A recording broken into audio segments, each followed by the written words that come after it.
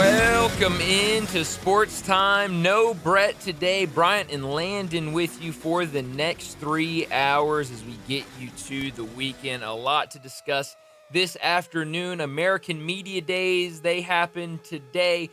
Tim Pernetti, the commissioner, spoke earlier this morning. Ryan Silverfield, William Whitlow Jr., talked as well. The defensive player representing the Tigers, Brendan Lewis, obviously the offensive player representing the Tigers, they both spoke, so we got to talk about that. We got to talk some NFL as camps are open, news all over the place out there. We got to talk college football as American Media Day is not the only media days this week. It feels like everywhere you look, there's a different media day going on. We'll talk some wagering. We'll talk some baseball. Trades are going on last night.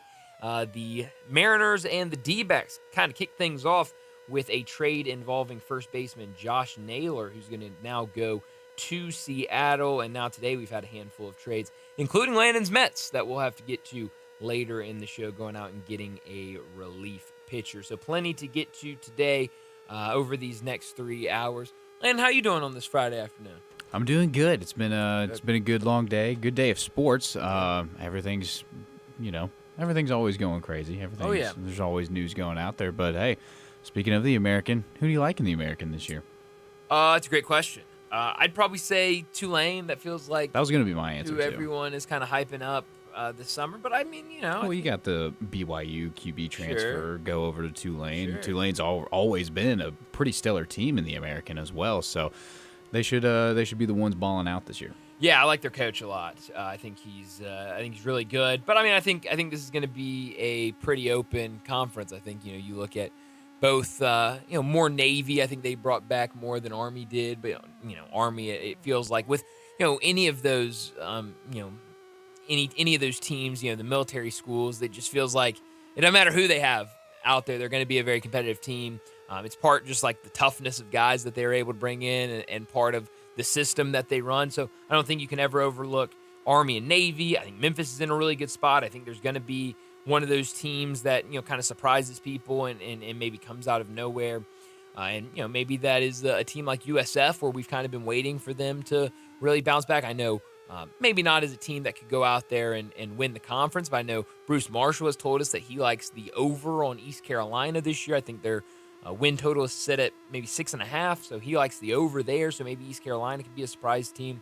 I think it's going to be a fun conference, and it was fun seeing everything from them this morning. I want to talk a little bit about American Media Days in a second, but I went out to AutoZone Park last night and saw the Redbirds game. How did it go? It was what's your report? What's your review? It was fun. Dog night, right? Well, that's where I got to start. Oh man. So I covered the Redbirds 3 or 4 years ago. I don't know. All my years running together. When I was a junior in college. And so I'd be out at the ballpark a lot of nights.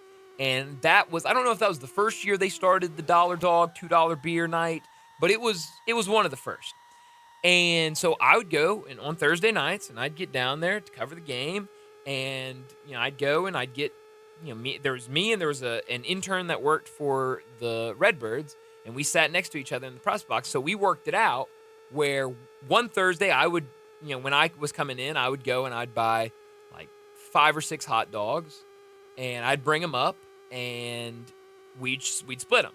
And then the next week he would bring up, 5 or 6 hot dogs, because it was something like you had to spend like $5 or $6 or something like that at the concession stand for them to be able to use your card, and they didn't accept cash. So basically, one of those deals. Yeah, there was like a minimum of what you had to spend. Also, remind me to tell you about my Walgreens experience last night, because I don't think anything crazy happened, but it was a weird experience. I don't know, but that's Walgreens for that you. Was after the game last night. Oh, okay.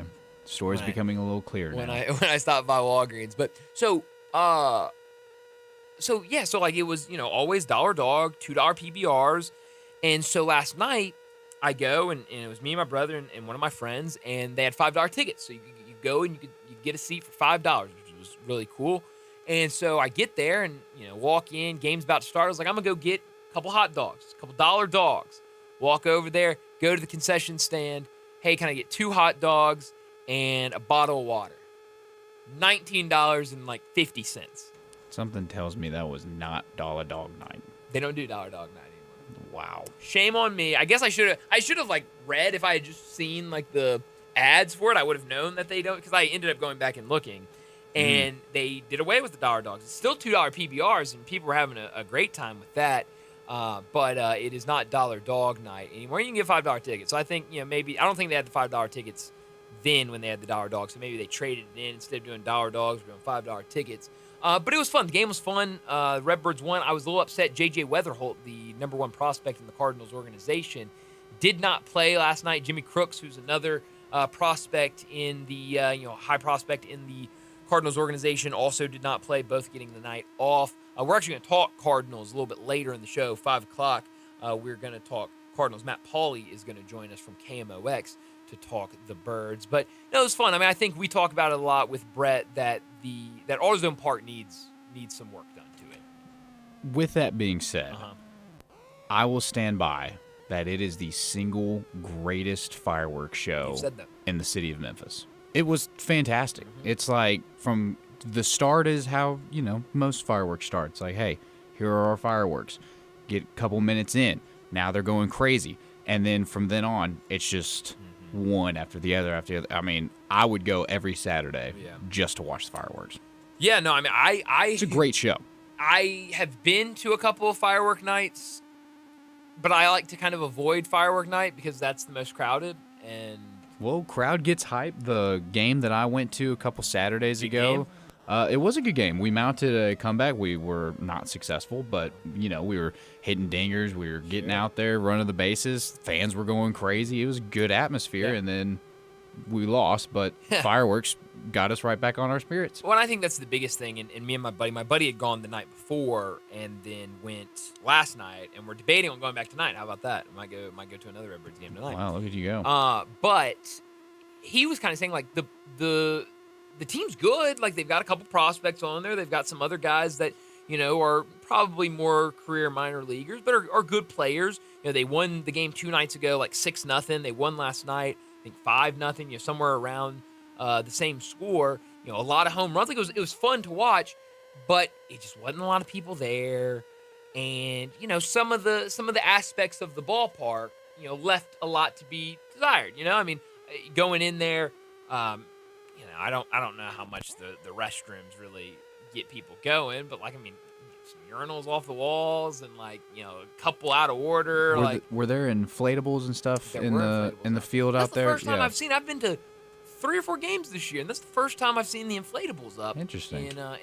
Behind left field. Yeah, they got a huge one that is doing that mist, that water mist. I mean, I didn't go out there and look at it, but I did see. Well, I got tickets in the Bluff, so I was right. You were right there next to it. Oh, but I mean, I thought couple it was only a couple concession stands to choose from, but I think hopefully that they get the work done on AutoZone Park, because I'll tell you, my buddy who was in town and was kind of like, man, this is kind of sad to see the ballpark in this shape, but at the same time, like, watching the game, the product on the field is really fun. It's really good, and so I hope people go out and catch some Redbirds baseball. Because I think only a couple more homestands the rest of the season. We're getting close to the end of the year. Yeah. Also, shout out to Dustin Starr. He MCs the Redbirds games whenever he can, whenever he gets out there. And, man, he makes it entertaining. He goes out there, has a good time with the fans. I mean, they're always doing something on the Jumbotron. They're always doing some kind of game or whatever to make it interesting. So it's... Yes, the park itself, while it may not look as good as it once did, there's still fun to be had out there. No, it's definitely cool, and I had a good time being out there last night. And like I said, might be out there again tonight catching the Redbirds. But after I left there, very quickly, and then I want to get to the American, I've never had this happen to me before. So I told you that my credit card or my debit card had been giving me issues, and so I had to go and get a new one from the bank. So I'm at Walgreens last night, and I put my debit card in the machine so it can scan my card, and it's like chip error or something like that. And she was like, "Is that a First Horizon card?" And I was like, "Yeah, it actually is." She was like, "Do you have another card?" I was like, "Do I need to use like a different card? Like, I've got other cards. That's completely fine." She was like, No. Do you have like a driver's license or something?" And I was like, "What are you talking about?" That's not the turn I expected this to take. No. She's like, do you have like a driver's license or like even like a gift card or something? And I was like, yeah. And she was like, put it behind your card and then put the card in the machine. I was like, what? And so like I'm sitting here like jamming 2 cards now, like stacked on top of each other into the card reader. And it finally worked. It took like 3 or 4 times and we're like shoving it in there. And finally it worked. And she was like, all right, you're good. And I was like, did First Horizon cards not have the tap? No, it doesn't have the tap. Oh, well, that's... debit cards. My debit card. I've had 2 debit cards for First Horizon. Neither have the tap. I didn't know how to use the tap until like a week ago when I learned. It's pretty simple. You tap it. And then it just goes. It was crazy. And then it works. Yeah, because I was somewhere in 21st century technology right there. Yeah, I didn't know. Someone told me my credit card had it, and I had to use it the other day because I was somewhere and they only took tap. Like, you couldn't scan your credit card or anything. It was like you just had to tap it. So I was like, I also might have been scammed that night too. I still don't know, but I don't care. I was getting. You'll see some bank statements. Yeah, well, I don't really look at my bank statements, so I might not. But shockingly, I'm in the same boat as you. Yeah, well, I think it's an age thing. Unfortunately, it is. Yeah, I think Brett would have our heads. Oh, I think so. But American Media Days got started earlier today. Obviously, I think the big story was the Taj Rael story that we talked about yesterday getting out. We'll probably talk more about that at 5:30 because I have a lot I want to talk about with that story. So we might save it for what's trending. But outside of that, I thought a lot of interesting things being said today. Tim Pernetti kind of started things off with his opening statements at Media Days. One thing that really jumped out to me, and it feels like every conference is doing this, but the American will start player availability reports this season. It will be a game day reporting system. So I don't know that wording, game day reporting system. Does that mean that we won't see it until game day? Or, that's what I'm guessing. But at least there will be some sort of availability report coming to the American. We've seen, other conferences start to do it, especially bigger conferences starting to do that, and the American will adopt that as well. Pernetti was asked about Memphis wanting to leave the conference. Obviously, the news that we've been talking about all week long of their pitch to the Big 12. And I really like Pernetti. This is one thing I do love about Tim Pernetti is he's very straightforward about we completely understand that we're not the biggest conference in college athletics. Like, we're not going to sit here and act like we're the SEC or the ACC or the Big 12 or the Big 10. And so, we understand that there are going to be teams in our conference that want to go and be bigger and better. And it feels like he is really good about how he answers and how he talks about that. I remember back when Ed Scott first got the job at Memphis, and in his introductory press conference, he said that his goal, his biggest goal at Memphis and his first, big job at Memphis was going to be to get Memphis into a power conference. And Tim Pernetti was asked about that. I think it was maybe the Commercial Appeal that sat down with him and asked him about that. And he was like, no, it's completely fine. He was like, me and Ed Scott have a great relationship. And look, I want Memphis to be at the best spot it can be. And so if that means going to the next level and being in a power conference, then I absolutely want them to do that. So, it's interesting how he kind of goes about it. It's kind of refreshing how he goes about it. But he was asked about Memphis wanting to leave the conference, and he said, quote, I was very aware of the conversations. I understand Memphis's ambition. I think other schools have that ambition. I admire their ambition. So, well, you would hope that other schools have that ambition as well. Yeah, that everybody. Yeah, that they want to go to that next level. It's not always, realistic. It's not. Like, I don't think we're gonna see, North Texas joining the SEC anytime soon. Just like I don't know if we're gonna see North Carolina join the SEC anytime soon. But you want the best, and you want to say the best for your team. It's kind of what's happening with the Cowboys right now. Shifting gears just a tiny bit. Dak Prescott today made his intentions very clear, and the way he phrased it of saying, there's the sense of urgency around here that we need that Super Bowl. A lot of people out there speculating that Dak's Super Bowl window might be closing. Mm-hmm. Well, thank you for that. You're welcome. Yeah, I'm glad we got that in. Yeah, absolutely.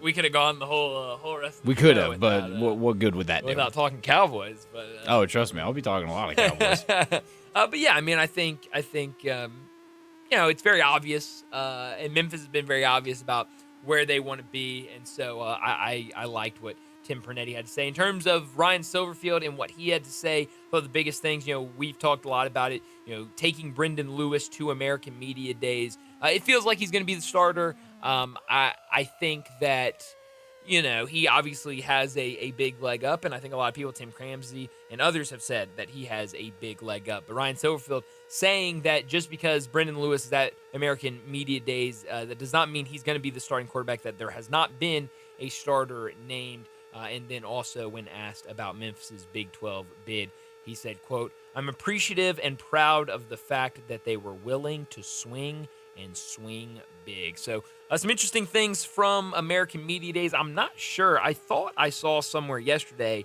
that because it's a 2-day event, it kind of started with a lot more behind the scenes stuff yesterday, and then today was really the out front, coaches and all of that portion of Media Days. I don't know when we're going to get media polls and that sort of stuff. I haven't seen anything out there. If it's been put out there, I have not seen it. But once we get that, we will definitely share it if we get it in the next 3 hours of where they have Memphis finishing the season in the American Conference. I almost called it the American Athletic Conference. It's going to take a while for me to get athletic out of my vocabulary. But we have a busy show today, so let me set it up before we get to top and not top story of the day. 3:30, Alan Bell from Driving the Line. He'll join us. We'll talk some wagering. We'll get some picks from him. A busy night in Major League Baseball, and we're getting closer to the football season. We'll definitely have to ask him about Landon's Titans. Obviously, Alan Bell in Nashville. We'll talk a little bit about the Titans. We'll talk about Will Levis's injury. He'll be out for the entire season. So a lot to get to with Alan Bell. 3:45, we'll talk some NFL news all around the league. Everybody out at camp. It's been fun to see the videos, see the pictures, and see the stories coming out of camps. We'll talk about that, including Christian Wilkins. He was released yesterday by Vegas, so we'll talk about that at 3:45. 4 o'clock, Bruce Marshall from Vegas Insider and CBS Sports. He'll join us. We'll talk more wagering with him. Bruce has been the marathon man over the last couple of weeks. He has been at, feels like, every single media days. He was at SEC Media Days last week. This week, he was at ACC Media Days and then was able to get back to Vegas and catch the last day of Big Ten Media Days. So he has been all over the place. We'll talk a lot of college football with Bruce. We'll get some picks with him towards the end of our conversation. 4:30, we'll talk some baseball. A lot of trades being made. I mentioned the Mariners and D-backs trade last night. That really got things started. But today we've seen more and more trades and more rumors about what could be next as we get closer to trade deadline. Now, less than a week away from the trade deadline, but also a busy weekend in terms of scheduling for Major League Baseball. So a lot to get to at 4:30. 4:45, we get to big number of the day. 5 o'clock, Matt Pauley, the pre- and post-game host on KMOX, the Cardinals radio network. We'll join him to talk Cardinals, what this season has been, what the Cardinals will do at the trade deadline. A lot to talk about with Matt Pauley. 5:30, we'll get to what's trending. We'll talk more about the Taj Rael story that came out yesterday. We talked about it on 3 Memphis, reporting that story yesterday. Sam Shoemaker, who had the story yesterday, and the evidence of Taj Rael sending something. You couldn't really tell what it was. He called it in the DMs signals for Memphis's defense, sending that to Owen McCown, the starting quarterback for UTSA. Everyone was asked about it today at American Media Days. Jeff Traylor, the head coach at UTSA, Owen McCown, they were both asked about it. Ryan Silverfield was asked about it. Tim Pernetti even asked about it earlier this morning at American Media Day. So we will talk all about that during What's Trending, because it's interesting. I saw some reactions last night to the story that I didn't even know were part of the reaction, that I want to ask you how you feel about it. So we'll do that at 5:30, and at 5:45, we'll wrap today's show up with Mo's Crunch Time. Let me remind you, we're in our Family Leisure Studios, where family and fun come together, and Family Leisure needs your help to clear out the warehouse. All in-stock patio furniture up to 60% off, and 4-piece deep seating sets, only $999. Chase Lounges, buy one, get one half off, and right now, all Polywood furniture 20 to 30% off. Head out there and get that outdoor dining table and get a free umbrella with purchase. Don't forget about special financing. It's only available at Family Leisure, 2120 Whitten Road, just north of I-40. Be a part of the show this afternoon with the Sissy's Log Cabin listener line, 901-360-8255. Text in, call, anything we talk about. We want to hear your opinions on all of it. Questions, comments, concerns, whatever it might be, send them to the Sissy's Log Cabin listener line, 901-360-8255. And as always, this first hour brought to you each and every afternoon by the fine people over at Lexus of Memphis. Head out there this weekend and get that perfect new ride as we get out of summer and get closer to fall. Perfect time to go and get the next vehicle. And those friendly people over at Lexus of Memphis, they are the perfect people to talk to find that car that is just right for you. Brett tells you all about the great offers they have and those vehicles that they've got on the lot. So make sure you head out there and check out what they've got. But let's go ahead and get to top story of the day. Top story of the day. Well, my top story of the day, it is American Media Days going on yesterday, I guess. You know, we saw a lot of kind of behind the scenes stuff, pictures being taken and things. But today was really when we heard the coaches speak and the players speak and the questions being asked. And the big questions were the big news that came out yesterday about Taj Rael and him sending signals, sending things to quarterback Owen McCown. Owen McCown pretty much immediately said, yeah, you know, I got the DM, but like, we didn't use any of it. And then Jeff Traylor sure, buddy, kind of said, I didn't know anything about it. Now, here's the thing. We can get back into this kind of further and more in depth at 5:30. So when we talked about it yesterday, and we were talking about Taj Rael, how in the world are you sending this stuff to an opposing team? Now, obviously, if there was any confusion out there, he was, whether, you know, whoever is telling the story, I guess, could tell it different. I'm sure Taj Rael will tell it a little differently. But he was dismissed, entered the transfer portal in early October. This game was in November, so he wasn't on the team. I don't know if that was something out there that people thought he was still on the team at that time. He was not on the team when this happened, was away from the team. But I saw a UTSA reporter last night that was like freaking out because he was like, you know, he was like tweeting stuff out like, what is Owen McCown not supposed to read his DMs? He's not supposed to look at his DMs? And like, well, you know, just because he looked at the DMs doesn't mean they use it. I want to be very clear when I say this. I do not have any problem with Owen McCown or anybody over at UTSA. That is not the problem I have with this story. No, that's not the subject at all. The subject is that a player on a team that is no longer on the team, whether he was dismissed or just wanted to enter the transfer portal, is no longer on the team, and sending teams that are on the schedule that are coming up information about the team. And even to go further, it would be completely different if you look at the DMs. I don't have them in front of me, but I know that he sent the image, and you couldn't really see the image on the screenshot, but you could tell that it looked like some sort of playbook. And then under it, he was like, here's the signals. And then under that, he was like, they run quarters, their safeties can't cover, they can't defend anything. Number 0 is playing injured, and he's not very good, or whatever it said. Like, if he had just sent those text messages, I would have been like, whatever. He's just a mad former teammate. Like, who cares? If UTSA knows what they're doing as a coaching staff, they can tell that Memphis runs quarters, and they can, maybe discern that the safeties might not be that good at coverage. Like, cool. Mm-hmm. But it was the fact that he sent that, the pictures of the playbook and quote-unquote signals that was in there. But I have no problem with UTSA and Owen McCown, Jeff Traylor, whatever. If they used it or not, I really don't care. Like, I don't want to sound like a guy that doesn't have any morals, because I think I have morals. Right. Like, in a different life, if I'm a college quarterback or college coach, like, I don't know if I can say, like, without a shadow of a doubt, like, oh, no, I would never use those if they were sent to me. Like, of course I'd probably take a look at them. I'm trying to win a game. Yeah. So I have no problem with them. My problem is the fact that this was sent by a former player because he was frustrated that he's no longer on the team, I would assume. And what's interesting about that, too, I know we said we were going to talk about it later, but it's just fresh on the mind.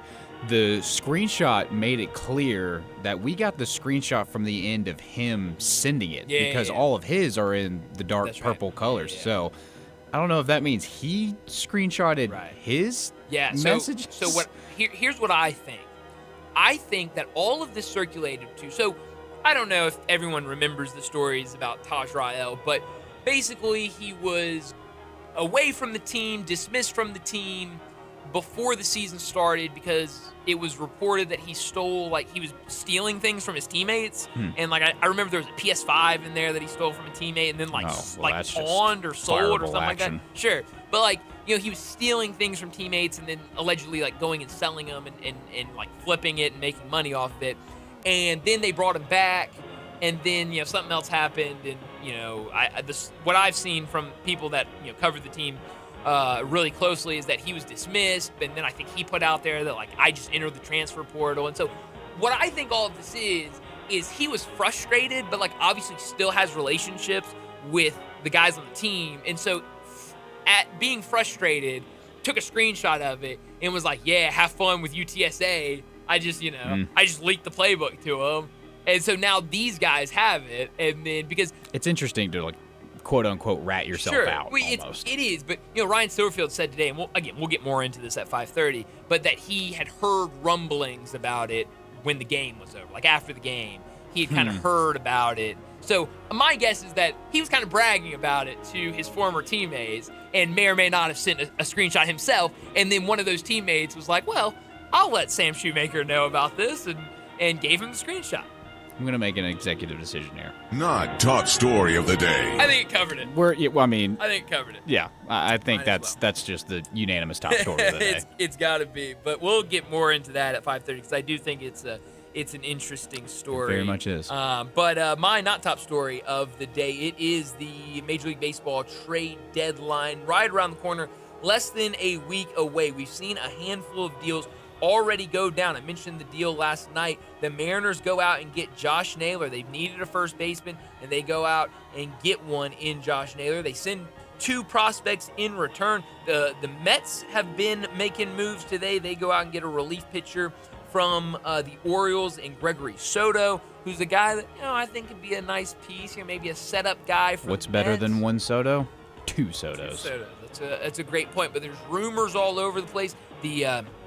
The Yankees went out and got McMahon from the Rockies, a third baseman. So, it's starting to feel like it's heating up with less than a week to the trade deadline. We'll talk more about all the rumors, the trades that have been made at about 4:30, but it feels like it's going to be fun to see what teams decide if they're going to be buyers or sellers. I think the biggest one, and again, we'll talk to Matt Pauley about it at 5 o'clock, but what do the Cardinals do? They got to win last night over the Padres, but this comes off a horrible road trip where they got swept by the D-backs, the D-backs team that has said that they're now selling, and lost a series to the worst team in baseball, worst team. The Colorado Rockies. So I don't know what they're going to decide. I don't know, and we'll ask Matt Pauley if maybe this next week kind of decides that this weekend and into next week.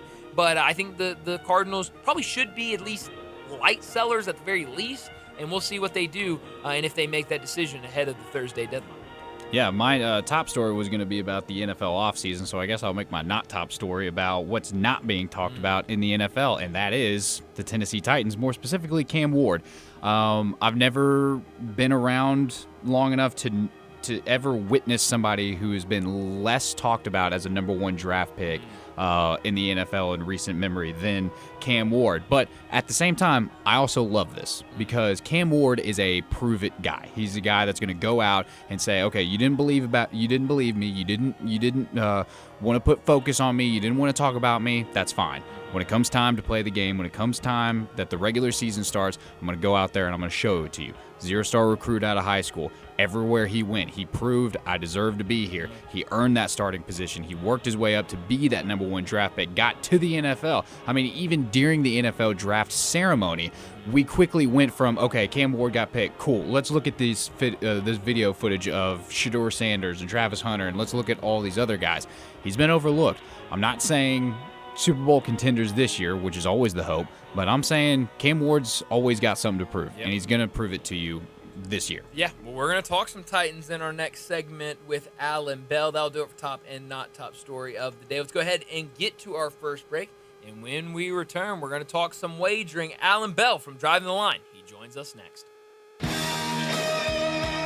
Add a little fun to your lunch break. Join Johnny Radio for Sports 56 Happy Hour from 11 to 1 every weekday on Sports 56 and 98.5 FM. Hi, this is Troy Fiveash, owner of Fiveash Roof Services. I wanted to take a minute and discuss advertising with you. There are so many websites that list the best service provider in your area. Even the BBB has an accredited list. You know the one thing they all have in common? A company like mine has to pay to get on that list. So that begs the question, can those lists be trusted? You know what can be trusted? History. We've been around for almost 30 years providing customers with the best service and the best products that we possibly can. So if you need a roof, siding, or gutters, give us a call. We'll come talk to you and let you decide for yourself whether or not we know what we're talking about. Fiveash Roof Services. Best products, best warranties, and in many cases, the best price. We're fair, honest, and ethical. 367-0050 or memphisroofer.com. 367-0050 or memphisroofer.com. Fiveash Roofing, it's what we do. We're here for you. Rick's Powder Coating, for a beautiful finish every time. Rick's Powder Coating specializes in automotive, ornamental, residential, and industrial coating. With 2 conveyor lines and the largest batch ovens in the Mid-South, Rick's can accommodate all of your powder coating needs. Locally owned and operated since 2002, Rick's Powder Coating will customize a beautiful finish just for you. Drop by or call to see how Rick's Powder Coating can bring color to your life. 901-367-2771 or rickspowdercoating.com. Maria's Cantina in South Haven is not your average Tex-Mex joint because they're serving up Mexican with a twist. Maria's Scratch Kitchen is the most creative and diverse menu around. Beyond the traditional huge quesadillas, chimichangas, and fajitas, Maria serves up hand-rolled Latin egg rolls, Cajun and Creole items like catfish, gumbo, and boudin balls, as well as the best sandwiches and 8-ounce burgers in town. Wash it all down with a house margarita for only $5.50 and happy hour every day till 6. MariasCantina.com, 6717 Airways, Mexican with a twist. Sports 56 traffic. Good afternoon. Building at times 240 over here at Poplar, Walnut Grove. Busy Midtown traffic right on schedule actually for a Friday on I-40 here at Danny Thomas. Working your way westbound I-40 back over into West Memphis throughout Crittenden County. We have seen radar out here, especially I-40, traveling out through certain parts of Fayette County. Hey, Dandelion's Crabgrass Lawn Solution says give them a call right now here in Memphis at 867-5626. I'm Commander Chuck with your on-time traffic.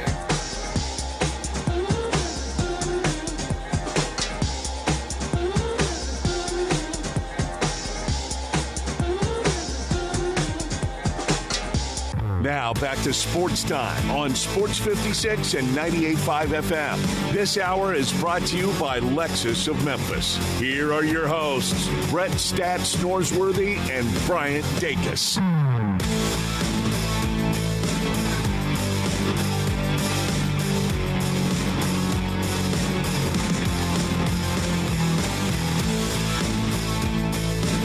Welcome back into Sports Time. Bryant and Landon with you this afternoon, and we got to talk some wagering. Alan Bell from Driving the Line, he joins us now. Alan, thanks so much for joining us.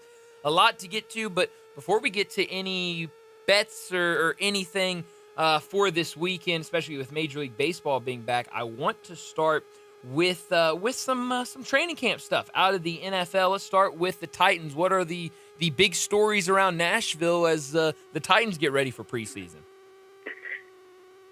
Yeah, man. First off, appreciate you having me back. And look, man, the Titans, obviously Will Levis going to season-ending surgery, meaning Cam Ward is the guy. Now, did we all think that Cam Ward was going to be him? Of course. But, we didn't know.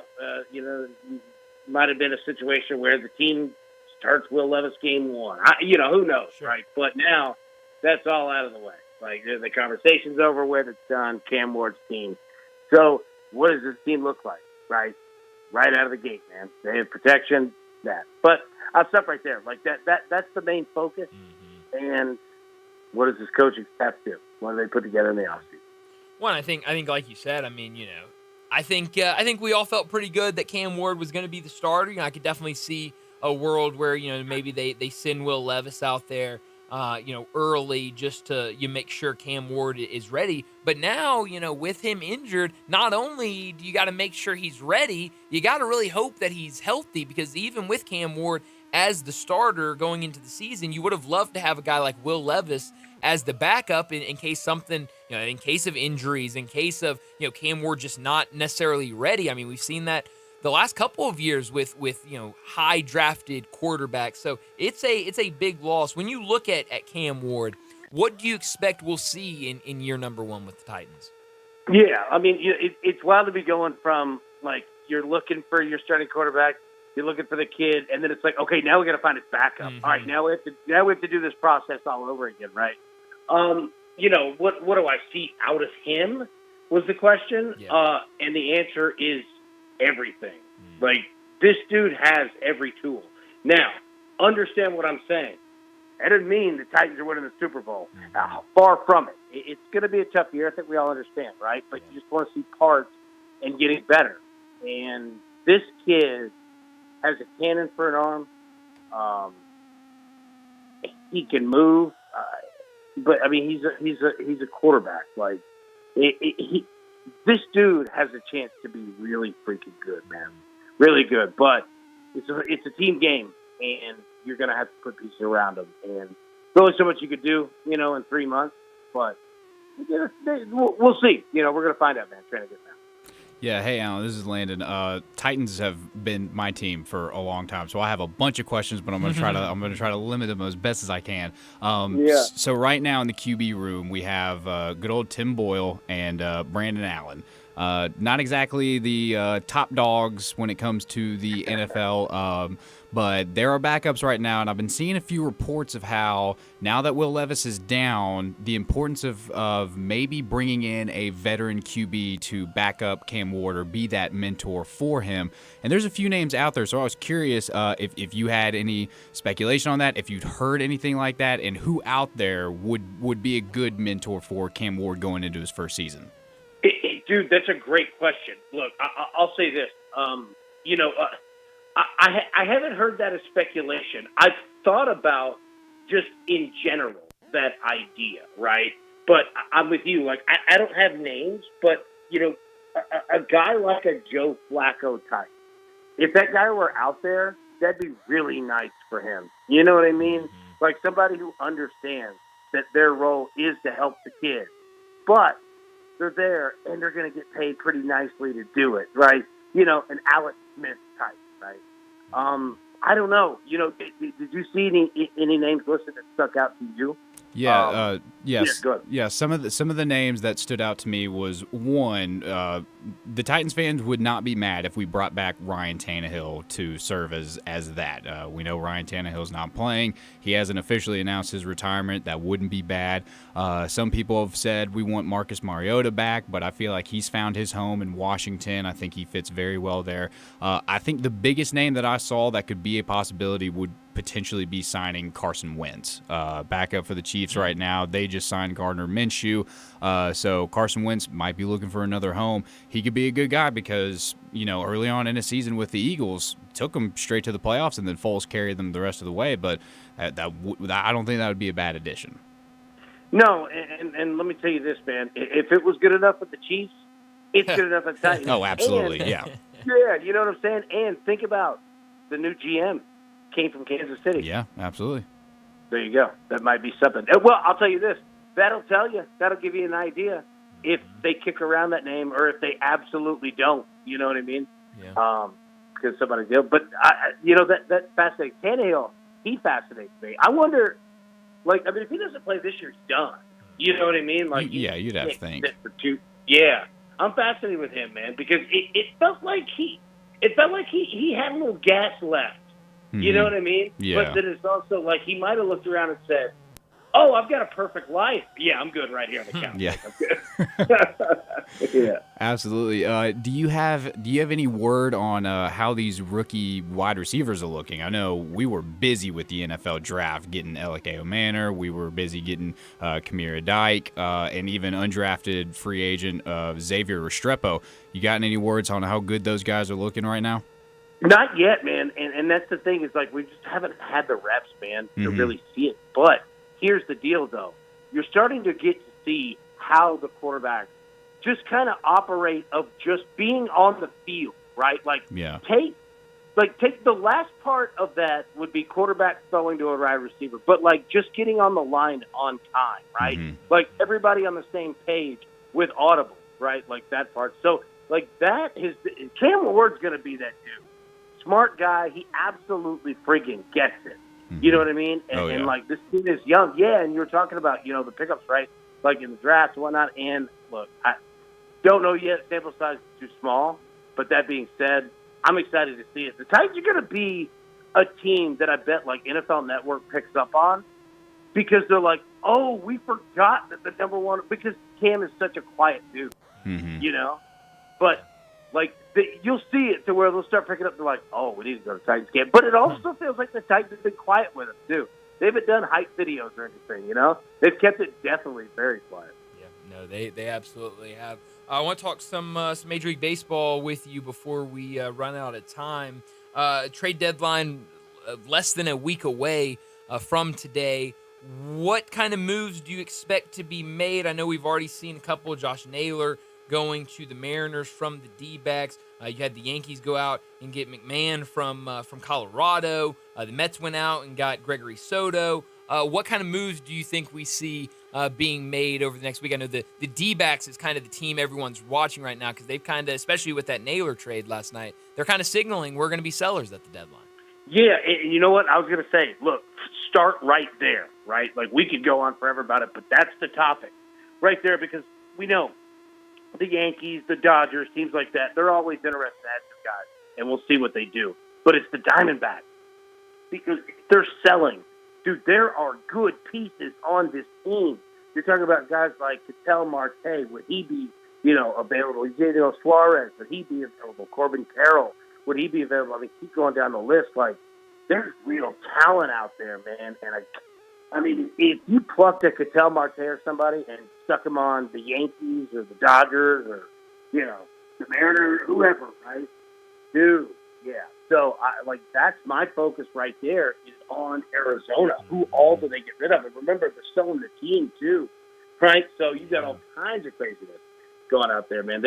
If they get the right message, of the price, I think anybody's for sale out there. Yeah, it's going to be fun to watch. What do you like tonight in Major League Baseball? Yeah, all right. So we got the Cardinals and the Padres, man. Like, I'm all over that series for runs. I love it. We saw it last night, and I'm going to ride it again. Going to be all over that one. Diamondbacks, just talked about them on the road against Pittsburgh. I like them tonight. I also like the over 9 in that game.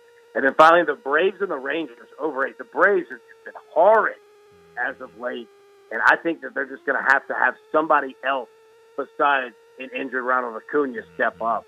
I think we're going to see it tonight. We'll see runs. I think, Braves, Rangers over 8. Yeah, Brett and I have been talking about it. I mean, it just feels like, with this Braves team, I think it's because we trust them so much after what we've seen them do, the last 4 or 5 years, but it just feels like every time there might be a sliver of hope for them to really get going, they just, they fall back down and kind of go on a losing streak and get cold. So, hopefully we can see some runs. But what do you make of this Braves team this year?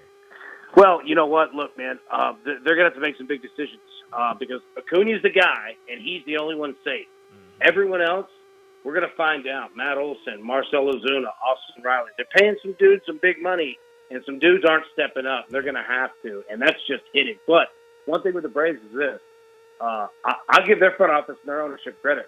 Them boys ain't afraid to cut a check, right? Like, they're not afraid. They will go out and make true business moves, man. So, now, I don't know what they're going to do, but they're going to do something because it can't continue the way that they're going. And they have to work on their farm club, too, man. Like, they need young guys coming up. They need more of that. But, they'll spend it. Like, I don't know what the moves are going to be, but those 3 dudes, Riley, Olson, Ozuna, buddy, we have to figure some things out on that, man. Not producing as they should be. Yeah, it's a good point by you about their farm system. Gwinnett's in town right now here in Memphis playing the Redbirds, and I was out there last night seeing him, and not a lot of high-end talent, at least in AAA right now for the Braves. So, but hey, I guess that's what happens when you when all those guys that come through, they become big hits. You have a couple of years where maybe you don't have all those guys in AAA. But Alan, as always, thanks so much for joining us. Always a ton of fun, and we'll do it again next Friday.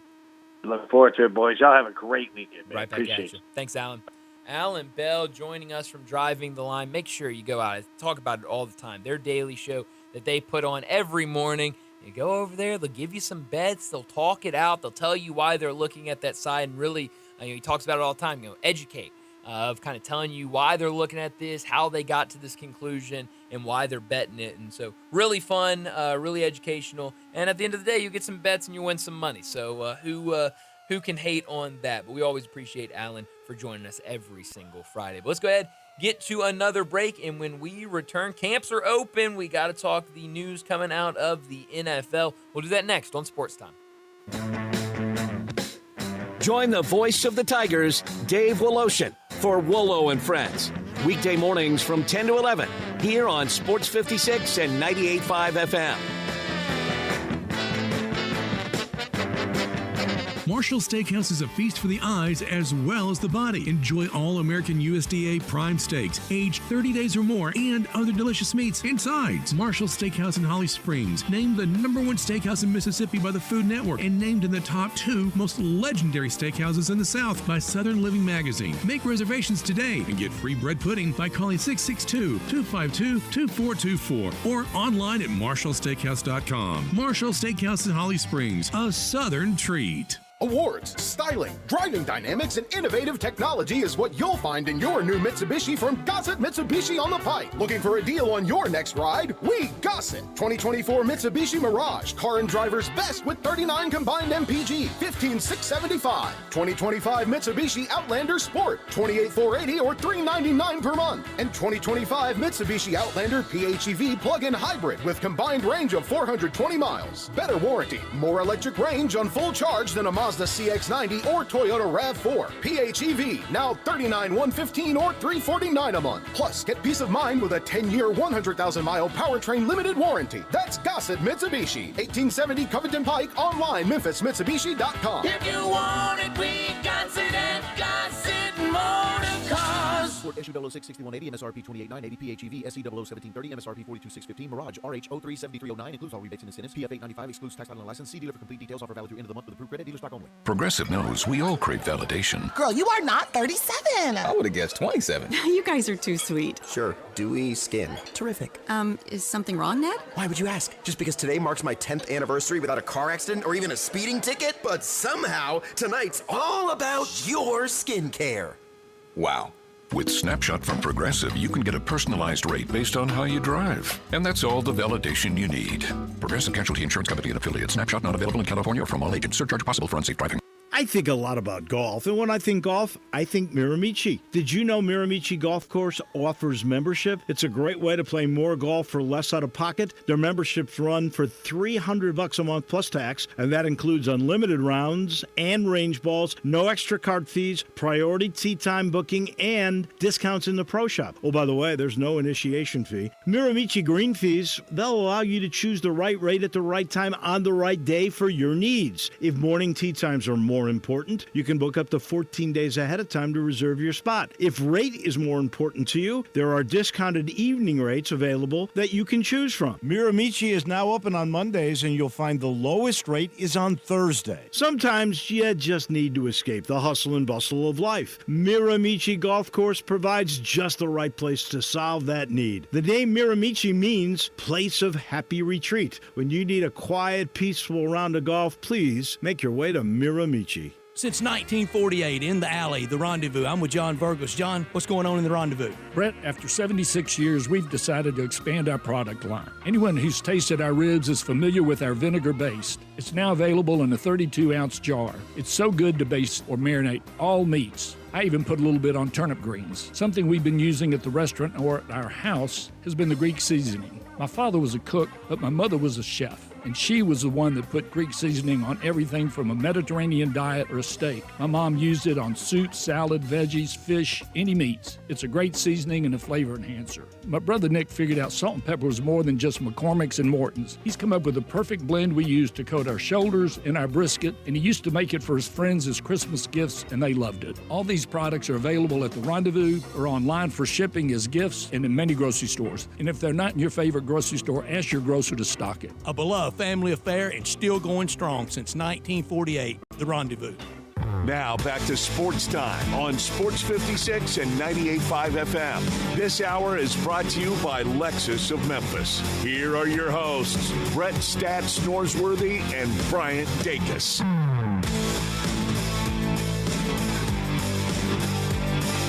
Welcome back into Sports Time. Bryant and Landon with you live and local inside our Family Leisure studios. And we got to talk the NFL. A couple stories that I wanted to get to in this segment, but I want to start with the news that came out last night. Vegas released defensive tackle Christian Wilkins. They put out a statement, quote, "We have decided it is in the best interest of the organization to move on from Christian Wilkins, and he has been informed of his release from the team.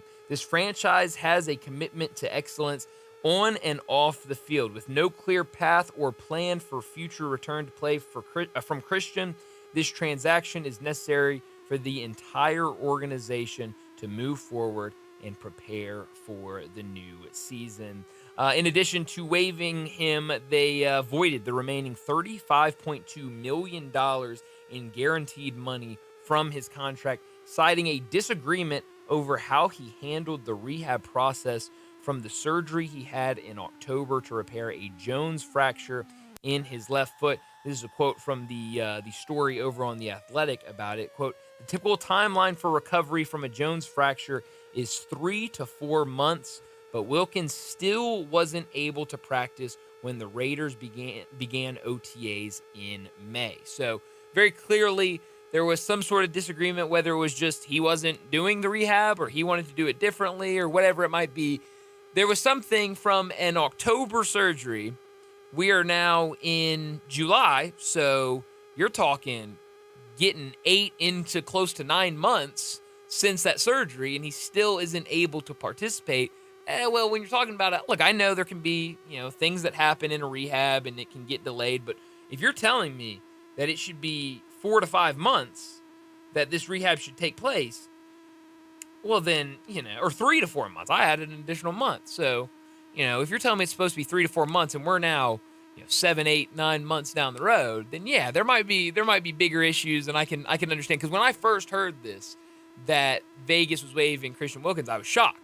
I couldn't believe it. But after one reading of the funniest players in the league. That is true. He's a good player, And, he is a good player. He's a great player. But this makes it make a lot more sense. Well, yeah, there's definitely way more at play than just he's staying in rehab or not wanting to play. There's got to be some disagreement going on, because you don't just do that. I mean, you're seeing all around the league right now. I mean, even Terry McLaurin is withholding from the Commanders because they refuse to have contract talks with him, and not even just he hasn't gotten an offer. They haven't approached him about it all. They haven't had a single conversation with him. So that kind of stuff happens all the time. I don't think it was a money-related issue with Christian Wilkins. It's got to be more of an internal thing going on, but you hate to see that happen, especially when you got a good player like him. And, I mean, if you just go on YouTube and look up his Dolphin mic'd up moments, one of the funniest watches you'll ever have. That is a true statement. But, I mean, I think when you look at the Raiders, they're very much in kind of trying to start a new era. You bring in a new head coach. You bring in a new quarterback. How about this Raiders team, huh? One of the things I was going to mention in my top story was I think there's a lot of moves that happened so early on that we forgot that there's different players on different teams. Raheem Mostert is the running back for the Raiders right now, and they just picked up Ashton Jeanty as well.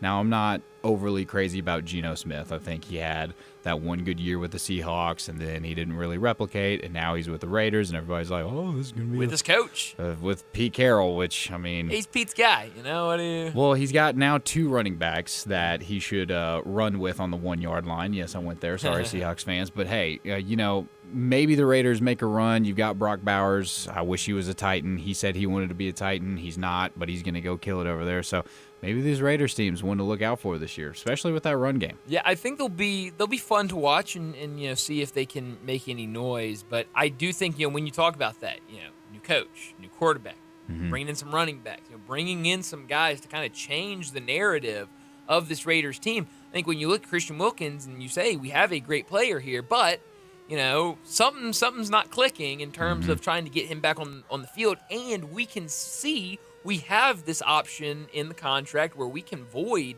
this guaranteed money and we can go and use, I mean, heck, $35 million. I mean, it's not a small amount of money. That's money. money you can go out and get a guy for a year to come in and help your team. And so, I was shocked at the move at first, but it makes a lot of sense now that you kind of see the details of it. And I don't, it doesn't surprise me that they would want to go out there and maybe make a change with kind of how long this has taken. Now, going from one injury rehab to a pretty scary injury, former Memphis Tiger and current Arizona Cardinal J.J. Russell was taken to a hospital with a head and neck injury.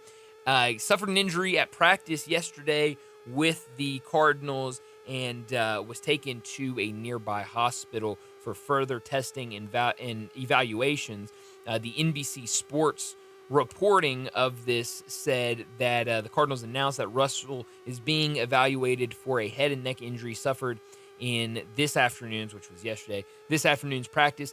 He was alert on the field and had movement in all his extremities. So that is definitely a good sign. But obviously, J.J. Russell looking to be a part of this Cardinals team. Spent the last couple years with Tampa Bay, and got a couple starts at the linebacker position last year for Tampa Bay. So definitely prayers out to him, hoping that this isn't anything too serious and he can make a recovery and get back out there on the field. But definitely scary news for any player, but obviously a guy that we're a lot more familiar with, being a former Memphis Tiger. Well, we need to wrap up this first hour and get to another break. When we return, Bruce Marshall, he's been the marathon man over the last couple of weeks. He's been to SEC Media Days. He's been to ACC Media Days. He's been to Big Ten Media Days. We'll talk a lot of college football with him. We'll get to some picks as well. Bruce Marshall, as always, from Vegas Insider and CBS Sports. He joins us next on Sports Time.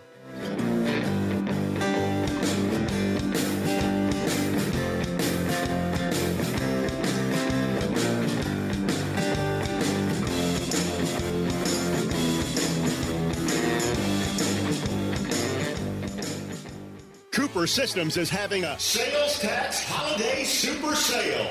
This Friday, Saturday, and Sunday only. Buy any computer up to $1,500 and pay no sales tax. That's right, no sales tax. If you take advantage of Tennessee's tax holiday this Friday, Saturday, and Sunday only. And to make the deal sweeter, Cooper Systems has slashed prices on everything in the store. That's right, name brands like Dell, Hewlett-Packard, Apple, Mac, Lenovo, Asus, Acer, and Cooper Systems' own Phoenix custom-built computers and gaming computers. And remember, you pay no sales tax. If you've been waiting to buy a computer, now is the time. This Friday, Saturday, and Sunday, prices have been slashed, and you pay no sales tax. So hurry into Cooper Systems, and you'll save a bundle on name brand computers and custom-built Phoenix gamers. Cooper Systems is in the Mount Moriah Office Park, or call 360-9679 to save a bundle and pay no sales tax. See store for details on tax holiday. I'm Gary York. I'm the service director at Lexus in Memphis. Our service department wants to be more than just a place where you get your oil changed. We do glass repair, windshield replacement, recalibration of your camera and sonar systems, even wheel repair, tire replacement, all the things you would expect from a luxury automotive dealer. Please check out our website. You can schedule your appointment, check out our specials, hours of operation, or if you'd like to do it in person, please reach out to one of our associates at 901-271-5199. Tito's Handmade Vodka is America's favorite vodka for a reason. From the first legal distillery in Texas, Tito's is 6 times distilled till it's just right and naturally gluten-free, making it a high-quality spirit that mixes with just about everything. From the smoothest martinis to the best Bloody Marys, beyond the bottle, Tito's has gained a reputation for giving back, teaming up with nonprofits around the world to serve its communities and do good for dogs. Make your next cocktail with Tito's and learn more at Tito'sVodka.com. 40% alcohol by volume, namely 80 proof, crafted to be savored responsibly.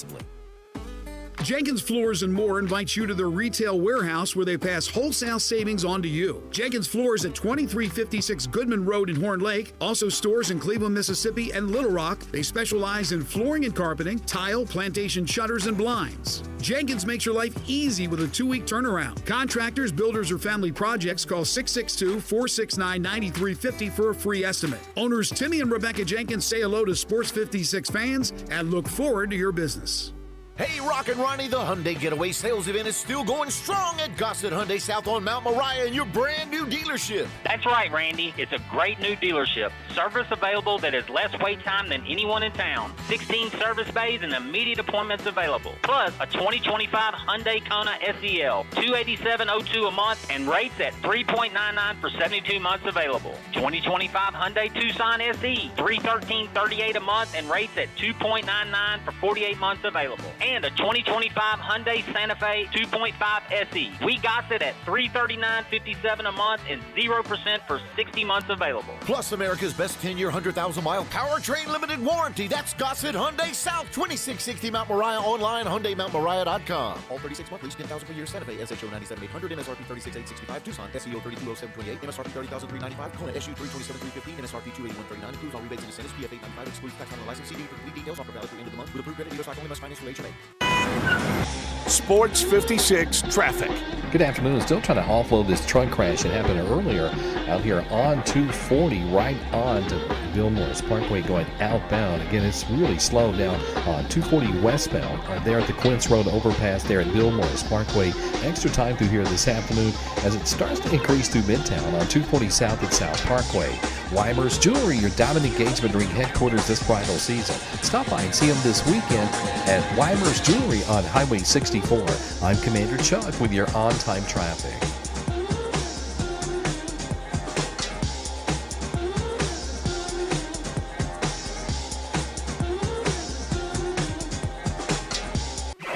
We are Sports 56, WHBQ Memphis, and W253DF Memphis with John Harden, weekdays from 11 to 1. Now back to Sports Time on Sports 56 and 98.5 FM. Here once again are Brett Norsworthy and Bryant Dacus.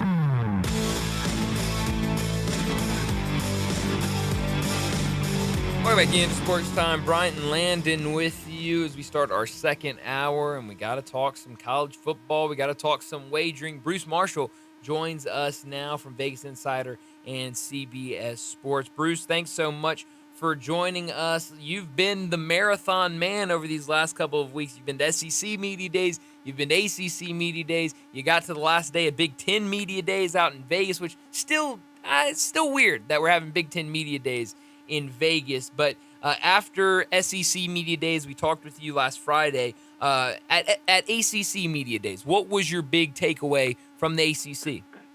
Well, it's been a whirlwind week, you're right. I mean, Atlanta last week, then I went up to D.C., where I was, I think, when I talked to you last week. Then went to see the Nats twice, went up to Monmouth in New Jersey. I watched the Haskell on Saturday, watched journalism win, then went down to Charlotte for a couple days, and then back to Vegas for one day of the Big Ten. The ACC, the SEC media days are great. The ACC is my favorite. The way they run it, it is so well organized and in a great venue in Charlotte, especially the hotels they pick to do it. I mean, you feel a little bit of the buzz of the hotel, which I think is kind of important. But they just set it up so well, and it runs so smoothly. Unfortunately, I was there the first 2 days and left before Dabo and Belichick talked yesterday, and I could tell from watching ACC Network last night on the replay that more people were there yesterday. But the thing you get in the ACC is a real logjam there of teams that, could, this could be a whole league of teams, 5-7 to 7-5. You get that impression there. And with Clemson probably the most likely to emerge. In fact, there's a lot of buzz about Clemson and all these guys expected to be first-round picks. They think 5 could go in the first round. 3 from the first 5, including some projecting Cade Klubnik to go number 1. But I came away, impressed with, Georgia Tech. Brent Key's a little different, sort of an acquired taste, a little sarcastic, but I enjoyed him. He's very brutally honest and frank, and you can tell he knows what he's doing there. But, who's going to rise up and challenge Clemson? I'm not sure about Florida State. And, I'm still not sure about Miami. Carson Beck was there, but every time I look at him, I think, man, who's advising you? And throwing money on Lamborghinis and buying jewelry for your girlfriend, and then she dumps you. I mean, it's just a lot of stuff, a lot of stuff about Carson Beck I got questions about. Yeah, no, I don't blame you. It feels like it's going to be a weird conference this year. Obviously, the big news yesterday from the ACC was the news that UNC looking at the possibility of joining the SEC.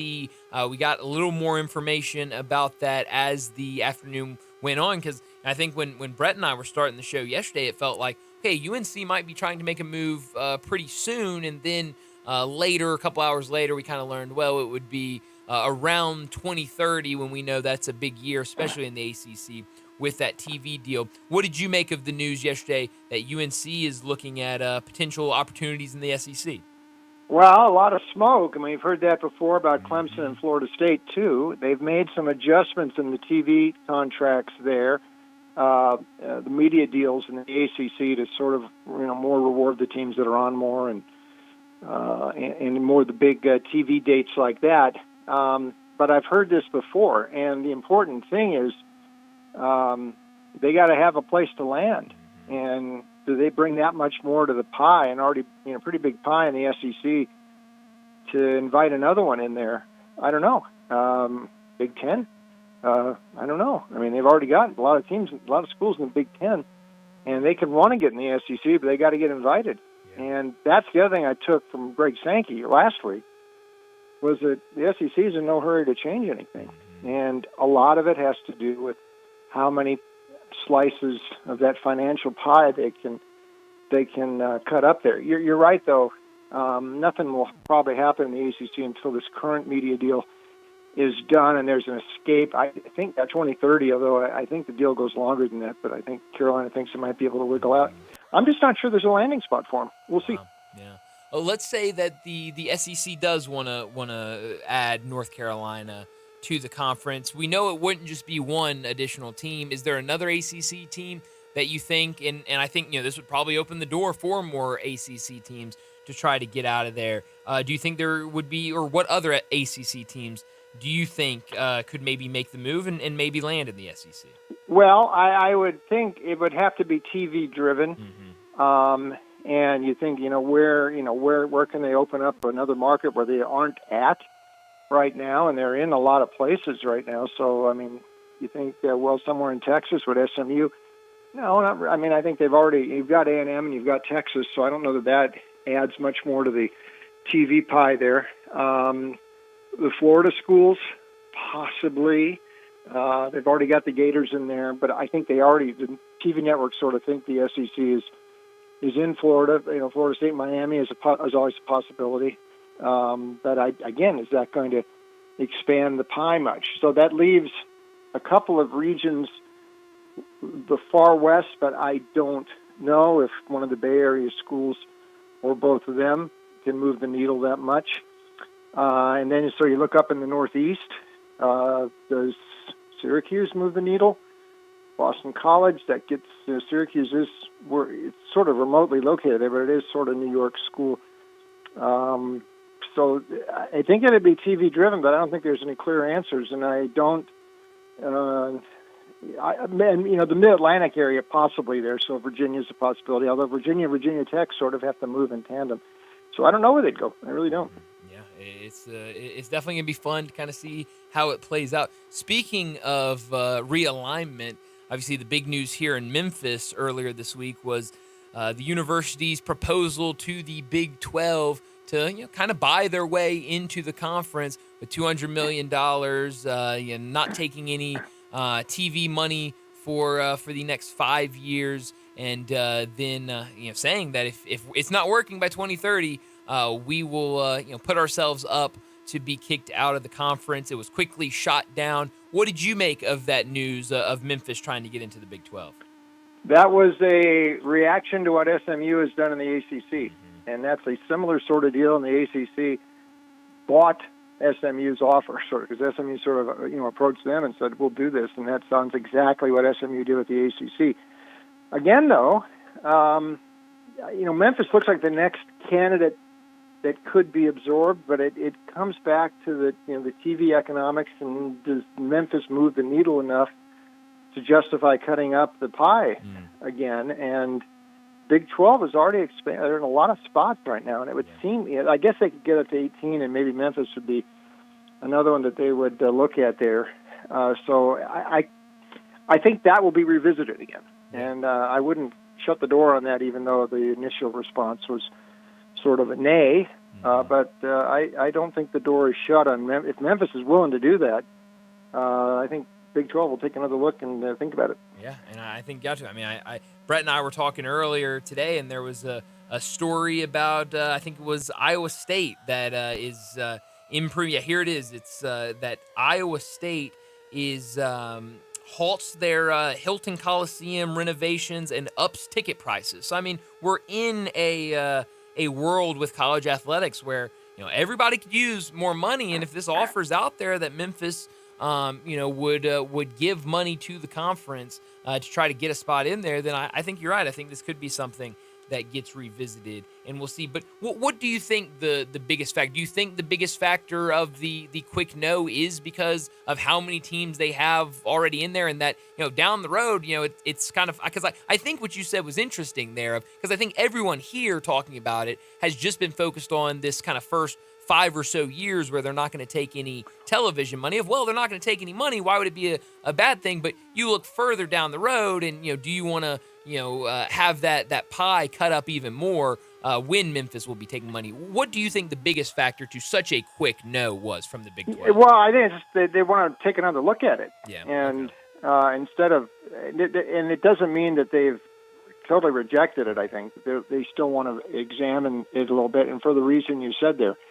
Even though short term, the existing members, wouldn't be out any more money if Memphis is indeed not taking it.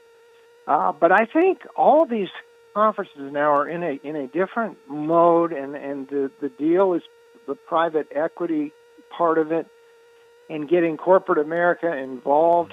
I wanted to ask Jim Phillips that this week at the ACC. I couldn't get the question in. The same thing with Sankey last week. Sankey addressed I think Heather Dinich asked him that question, but he kept it more toward the conference itself, the SEC, and not the schools. But the conferences and looking for ways of, more, capital to work with. Although when you talk about private equity, you're talking about giving up some ownership. So I just think they need to resolve some of these issues going forward before they keep adding schools in there. And I think Memphis just wait a little bit. I mean, there is FedEx there, and that's a good, potential equity partner. But I think just kind of sit tight for a while and don't rush this.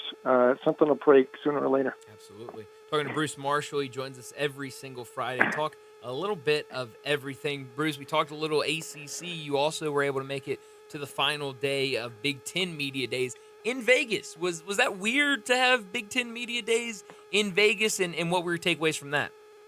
Totally weird. Mostly because of the venue. And I think James Franklin, before I got there, apparently he mentioned something like, what are we doing here? They had it at the Mandalay Bay Convention Center, which is totally removed from the hotel. No connection whatsoever. And so it was very quiet, very empty, and they had a big hall, big ballroom sort of thing, really big, where they set up everything, and it just seemed cavernous and very quiet, no noise. It was like going to church, and a lot of guys were looking around saying, this just isn't that good. Radio Row, very barren.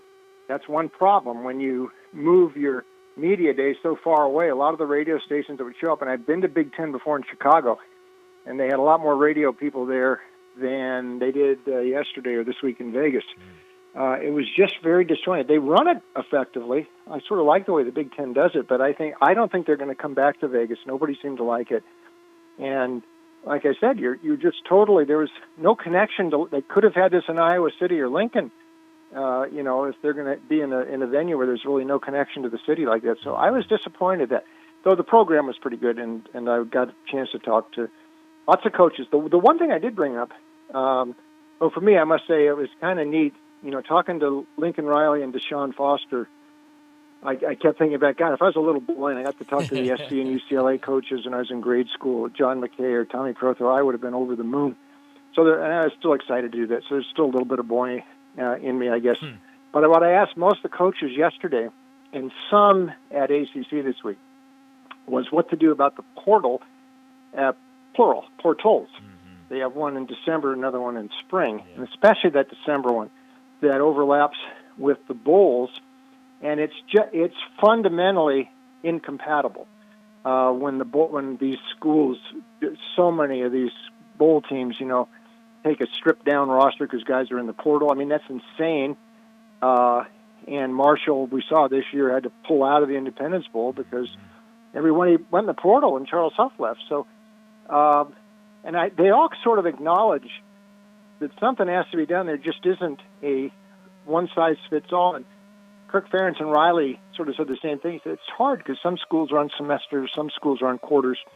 And when, you kind of want to get these guys enrolled before school starts again, though I don't know how that explains the spring portal because, schools usually are going on then. But the interesting suggestion was Dan Lanning before I got to Vegas, but he made mention, you may have read this, about maybe, make sure everything ends by January 1st. The solution might be in the calendar and get the season out of the way before the portal starts, but make enough time for the guys to make their move.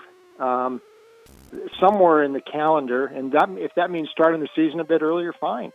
Week 0 or even another week earlier in August. Hey, they play, baseball. College World Series went on. Some of those schools were already out for like 2 months by the time the College World Series ended, so I don't think that should be that big of a deal. Yeah, but somewhere in Lanning's idea, I think is a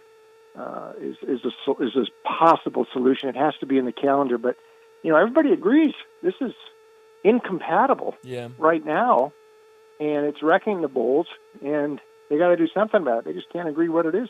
Yeah, no, I think it's gotta something's got to change. But I think you're right. I think it's just so many ideas out there. It feels like we're kind of at that point with a lot of things in college athletics, especially with football. And one of those things, it feels like, depending on what you are, which media days you're at, you kind of get a different answer in terms of the college football playoff format that these commissioners, that these coaches want, being at SEC, being at ACC, being at the tail end of Big Ten. What was your takeaway of what these different conferences want to see in terms of the future of the playoffs? Yeah, I mean, there didn't seem to be any consensus among, is 12 better, 14, 16? The only one who sort of, the thought is it's going to probably get bigger. Greg Sankey's the only one who said, okay, if it's still 12, we're fine with that. The other one seemed to want a little bit more. Rhett Lashley had a pretty interesting proposal at the ACC the other day, the SMU coach, about a 16 team and how he would set it up, and sort of in a real playoff format. And again, get it done earlier in December and lead it up into January 1. His idea was pretty good. But that one, there just doesn't seem to be a lot of consensus. And they're all over the board on that. Some say, 14, 16.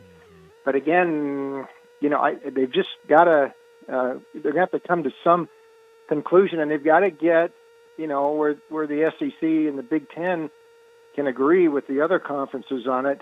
And I don't know that they're there yet. I mean, at the moment, the SEC and at least the SEC, if we believe Greg Sankey, is okay with it staying as 12. But I think adding more games is more money, so that's where it's going to go. And just when it does, we'll see. Yeah, no, it definitely feels like we're going to expand because, like you said, more games means more money, and we know what money does.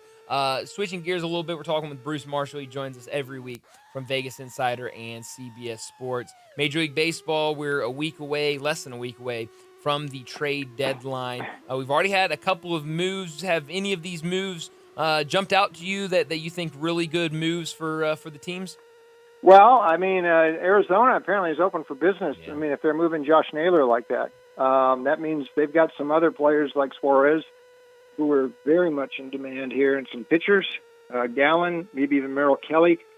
Arizona's in an interesting spot here because they have enough of a core there they're not going to have to touch, and they could, move some of these guys who might, be in some contract situations coming up, like Suarez. So, why not try to move him now? The Yankees got third baseman McMahon from the Rockies today. We'll see how that goes. But I think Arizona's a team you want to watch. I would watch Pittsburgh, too, because they've got, not Paul Skeens, but the other pitchers, Falter and Mitch Keller, could be on the move, and they could help some teams. Pitching is in great demand. I think the Tigers are going to have to do something. You look at the big picture here.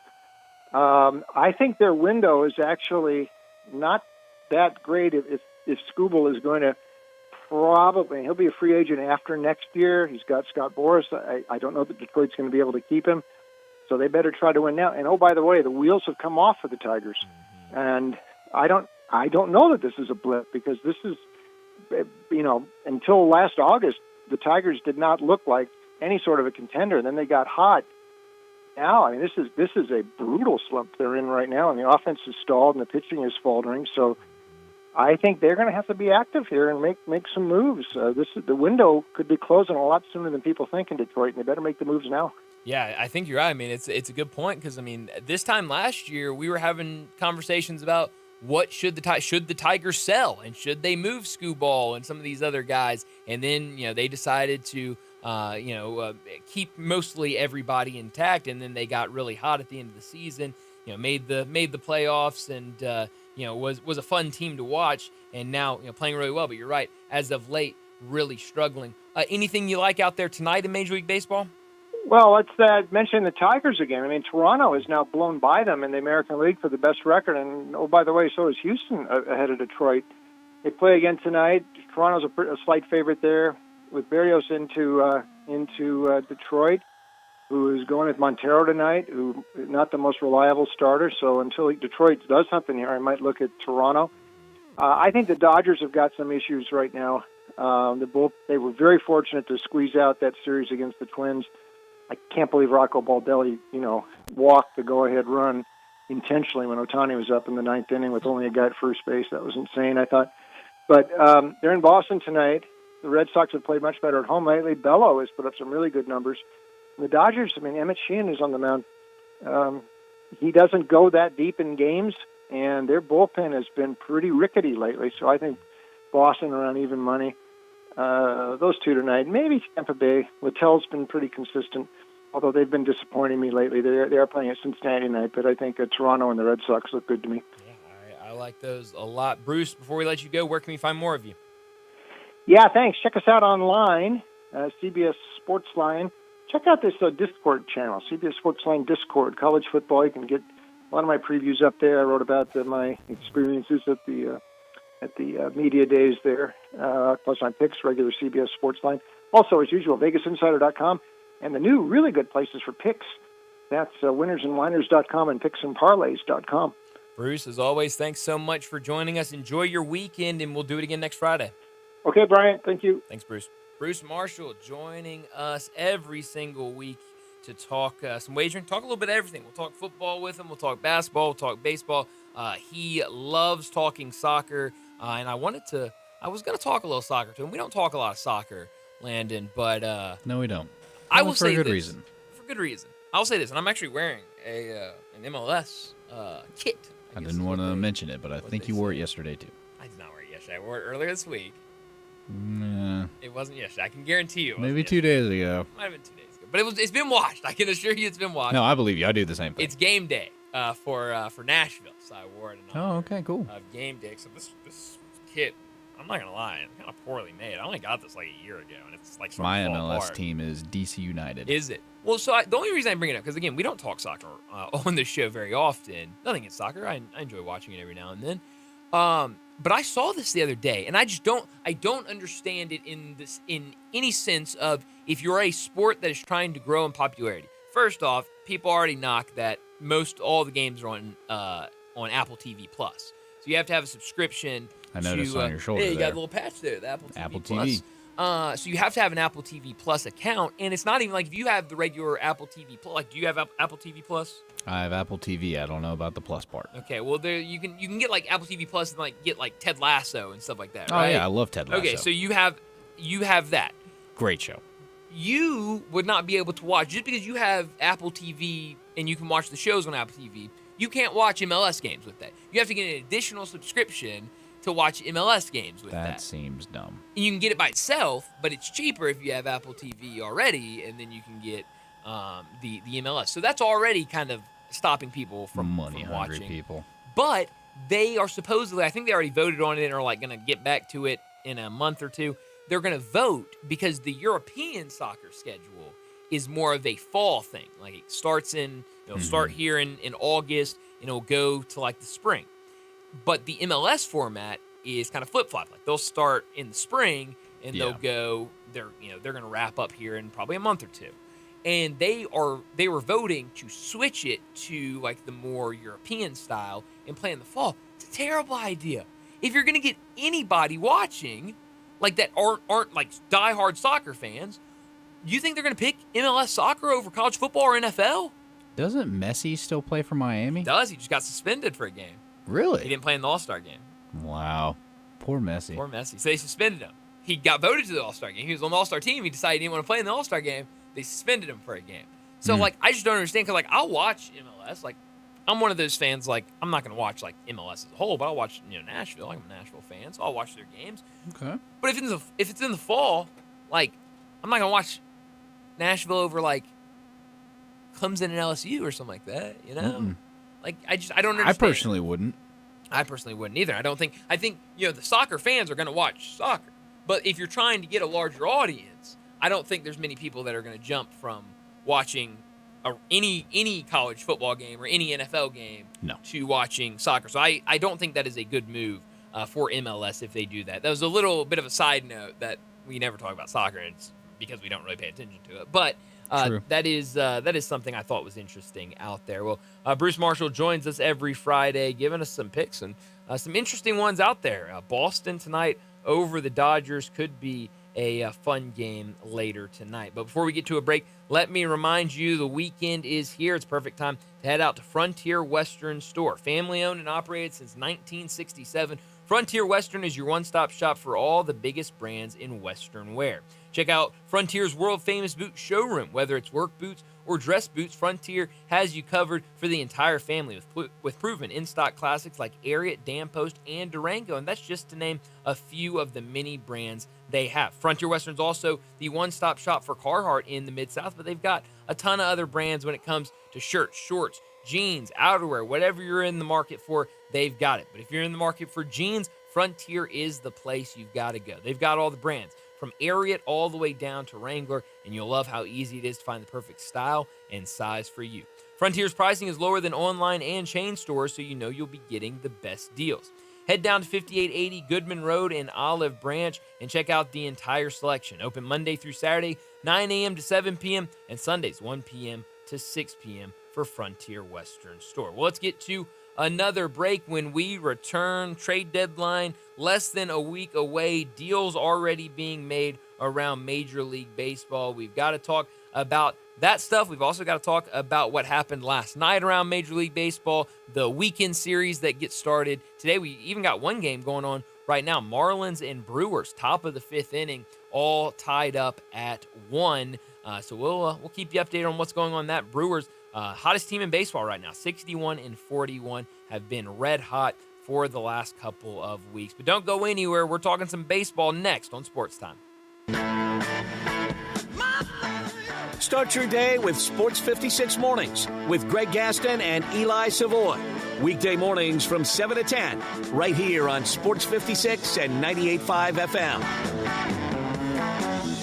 Top Gun is the largest indoor range in the Mid-South, but size isn't their only difference. Top Gun has the best instructors with over 300 years combined experience and classes all the way from first shot to master marksmanship. Plus, Top Gun is affordable. Gold membership is just $48 a month. That's just $1.60 a day for unlimited range time, free gun rentals with purchase of ammo, and members lounge access. Top Gun, 2770 Witten Road and TopGunMemphis.com. Always shoot with the best. Top Gun Memphis. Hey, this is Erin with Millington Weight Loss and Wellness. Are you struggling with your weight loss journey? At Millington Weight Loss and Wellness, we have our new Evolve X treatments that melts the fat, tightens the skin, and works the muscles all in the same treatment. And it's on a Summer Blast sale for $100. That's a $300 savings. We also have our GLP-1 semaglutide and trizepatide, NAD+, ProTrim Plus, and B12 lipo injections. Millington Weight Loss and Wellness is located off of Highway 51 in Millington, behind Pop's Barbecue. You can also find us on Facebook and Instagram. Call us at 901-436-0272. We look forward to helping you with your weight loss journey.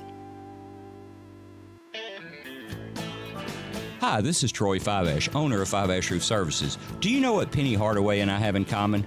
We should both be in that building celebrating the best basketball players of all time. Of course, I'll have to buy a ticket to get in, but he should already be there. But seriously, we both surround ourselves with the best people we can find. We work hard to achieve our goals, and we are both among the best in our respective fields. At Fiveash, we can't win titles or get national awards, but what we can and do strive to do is give 100% of ourselves to give you the best product possible and one you can be proud of. So if you need a roof, siding, or gutters, give us a call at 901-367-0050, and we will do everything we can to provide you the best of everything. Fiveash Roofing. Fair, honest, and ethical. 367-0050 or memphisroofer.com. 367-0050 or memphisroofer.com. Fiveash Roofing, it's what we do. We're here for you. Spring is in the air, and that means it's time to get your Choate's AC tune-up. Choate's has proudly served the Mid-South for 67 years, and to celebrate, we're offering our AC tune-up for just $67 per unit. Make sure your system is running efficiently before the summer heat arrives. But hurry, this special offer won't last long. And if you're thinking about upgrading your system, now's the time. Install a new Carrier HVAC system and choose your deal. Up to $2,100 in instant cool cash rebates, 60 months no interest financing, or free air duct cleaning with install. It's time to spring clean with Choate's and enjoy cleaner air, better comfort, and big savings. Call 347-8086 or visit ChoatesHVAC.com to schedule your service today. Turn to the experts with Choate's and let our family serve your family. You ready for vacation? Then hit the road in your next ride from Gossett Kia on the Pike, equipped with Kia's 10-year, 100,000-mile powertrain limited warranty. $185 a month for 2025 Kia K4EX 39 mpg highway. 2025 Kia K5 GT line, $288 a month. 2025 Kia Telluride S, third row seats, 17 driver assist features, $325 a month. Plus 2026 EV9 Lite, $419 a month. All $49.99 due at signing, 24-month lease, and rates at 1.9 available. Ask for Bobby J. He's waiting to put you in your new Kia today. That's Gossett Kia 1900 Covington Pike. Online, KiaCovingtonPike.com. If you want it, we got it at Gossett Motor Cars. All 650 acquisition fee, 20 cents per mile excess mileage must finance through KFA, K4's SEO 39747, MSRP 25840, Telluride SG 6733650, MSRP 41155, K5 MSRP 30415, EV9 TG 0066993, MSRP 59775, includes all rebates and incentives, excludes TTNL with approved credit, dealer stock only, see dealer for complete details, offer valid through 8/2/25. This traffic brought to you by Raleigh Tire Auto Service, your local family-owned business for over 60 years. Sports 56 traffic. Good afternoon. A little bit heavier than it was a few minutes ago through Midtown. Here we go. 240 southbound at South Parkway, trying to get south of Memphis. Not too bad right now. A few rain showers was over in West Memphis a few minutes ago in certain areas. The I-40 bridge there are already getting heavy going westbound, especially headed over into Crittenden County, West Memphis. Hey, Dandelions, Crabgrass Lawn Solutions says give them a call right now. 867-5626. I'm Commander Chuck with your on-time traffic.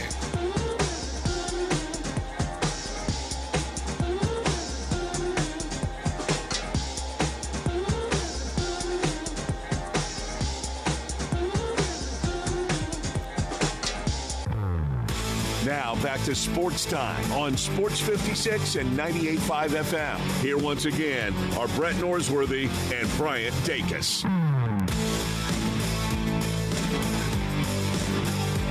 Welcome back into Sports Time. Brian Landon with you. We got to talk some Major League Baseball. Obviously, a big weekend series getting started. And one game already taking place, middle of the fifth inning. Marlins and Brewers. They're tied 1 apiece. We'll keep you updated on what the Brewers are doing because they are the hottest team in baseball. But the biggest thing I want to talk about is some of these trades that are going down and some of the rumors that are coming out about these trades. I've mentioned it a couple of times, talked about it a little bit with Bruce Marshall, but the trade that went down last night felt like the first kind of big trade that got everything started. Was the trade between Seattle and Arizona. The Mariners received first baseman Josh Naylor, a guy who's batting .292 this season with a .360 on-base percentage, 11 homers, 59 RBI. This is a Seattle team that has really struggled to find production at first base. They had Rowdy Tellez early in the season that I'm not a huge Rowdy Tellez fan. I don't really want to, I could sit here and rant about Rowdy Tellez for the rest of the show. I'm just not a Rowdy Tellez fan.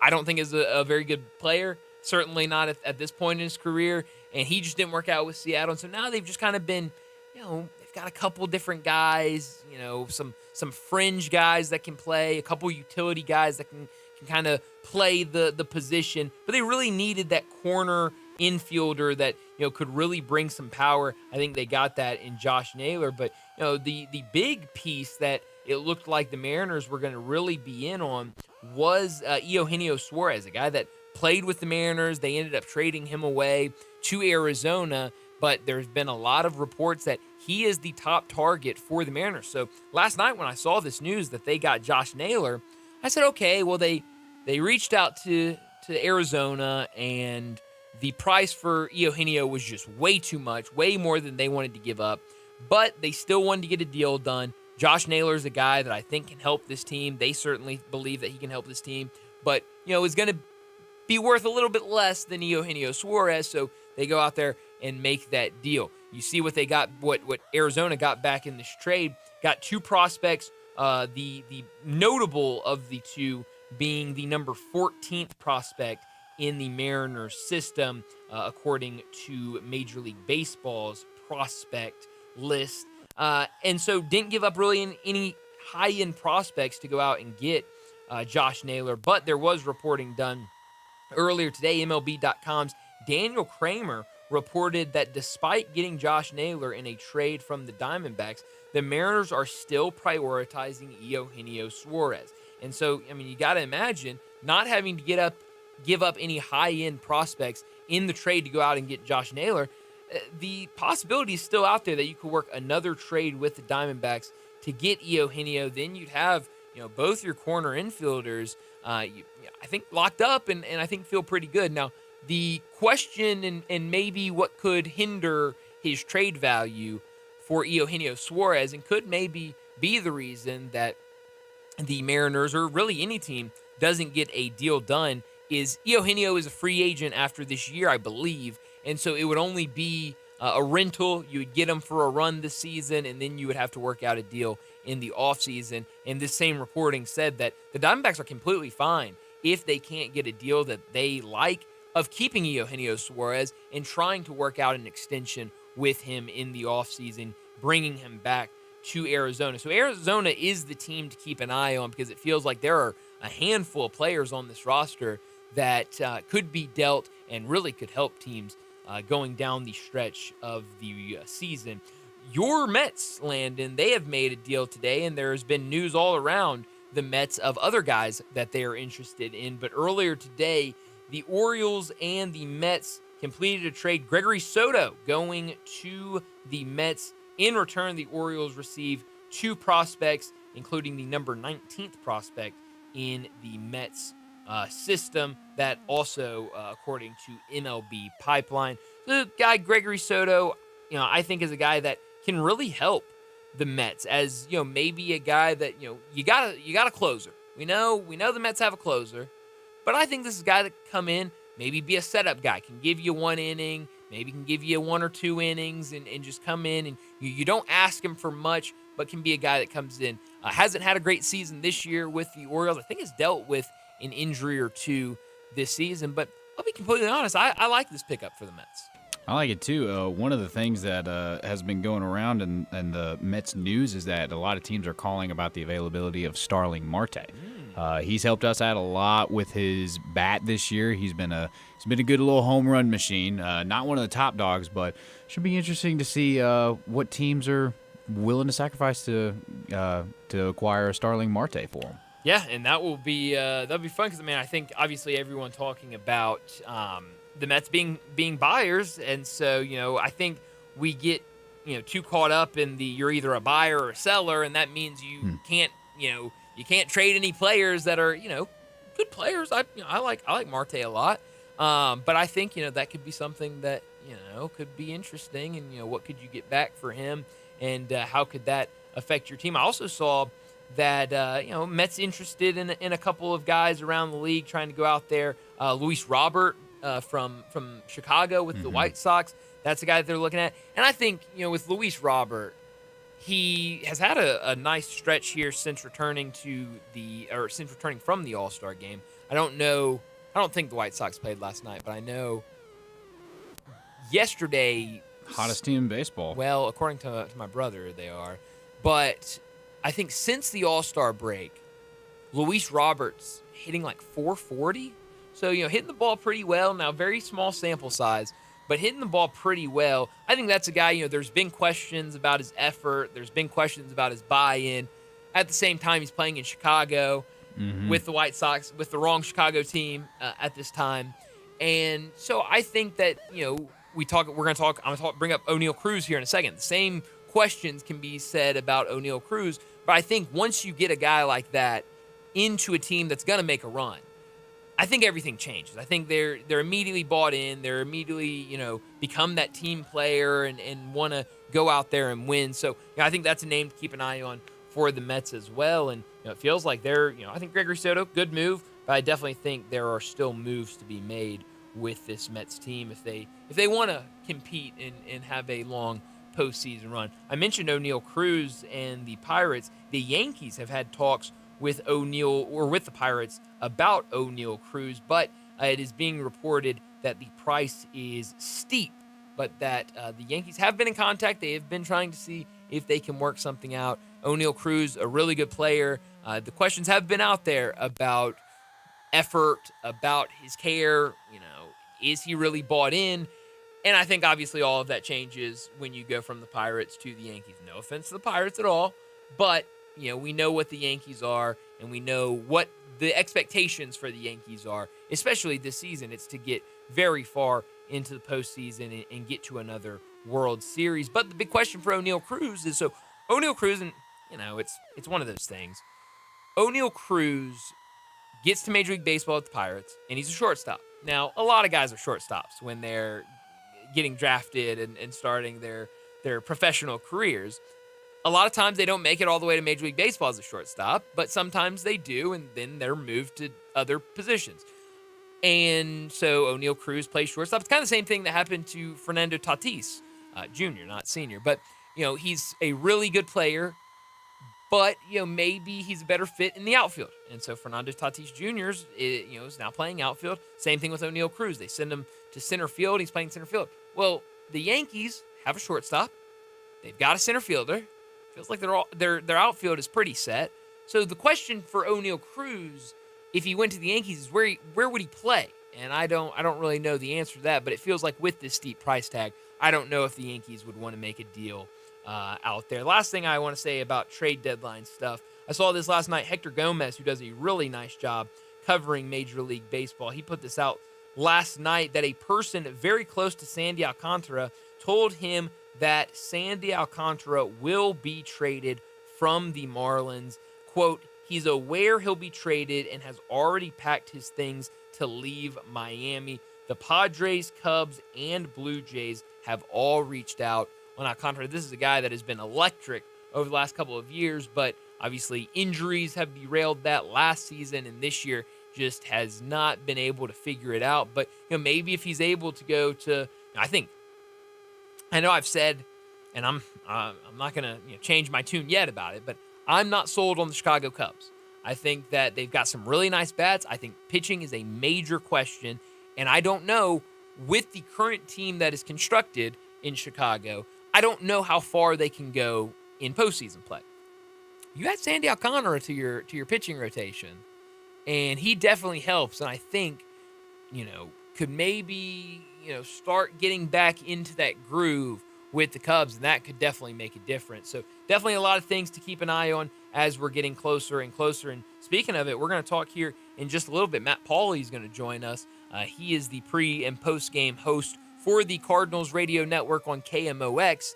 We're going to ask him about what he expects the Cardinals to do at the trade deadline, because that's the big question. It feels like no matter what you read, no matter what you hear, we've asked, guests about it.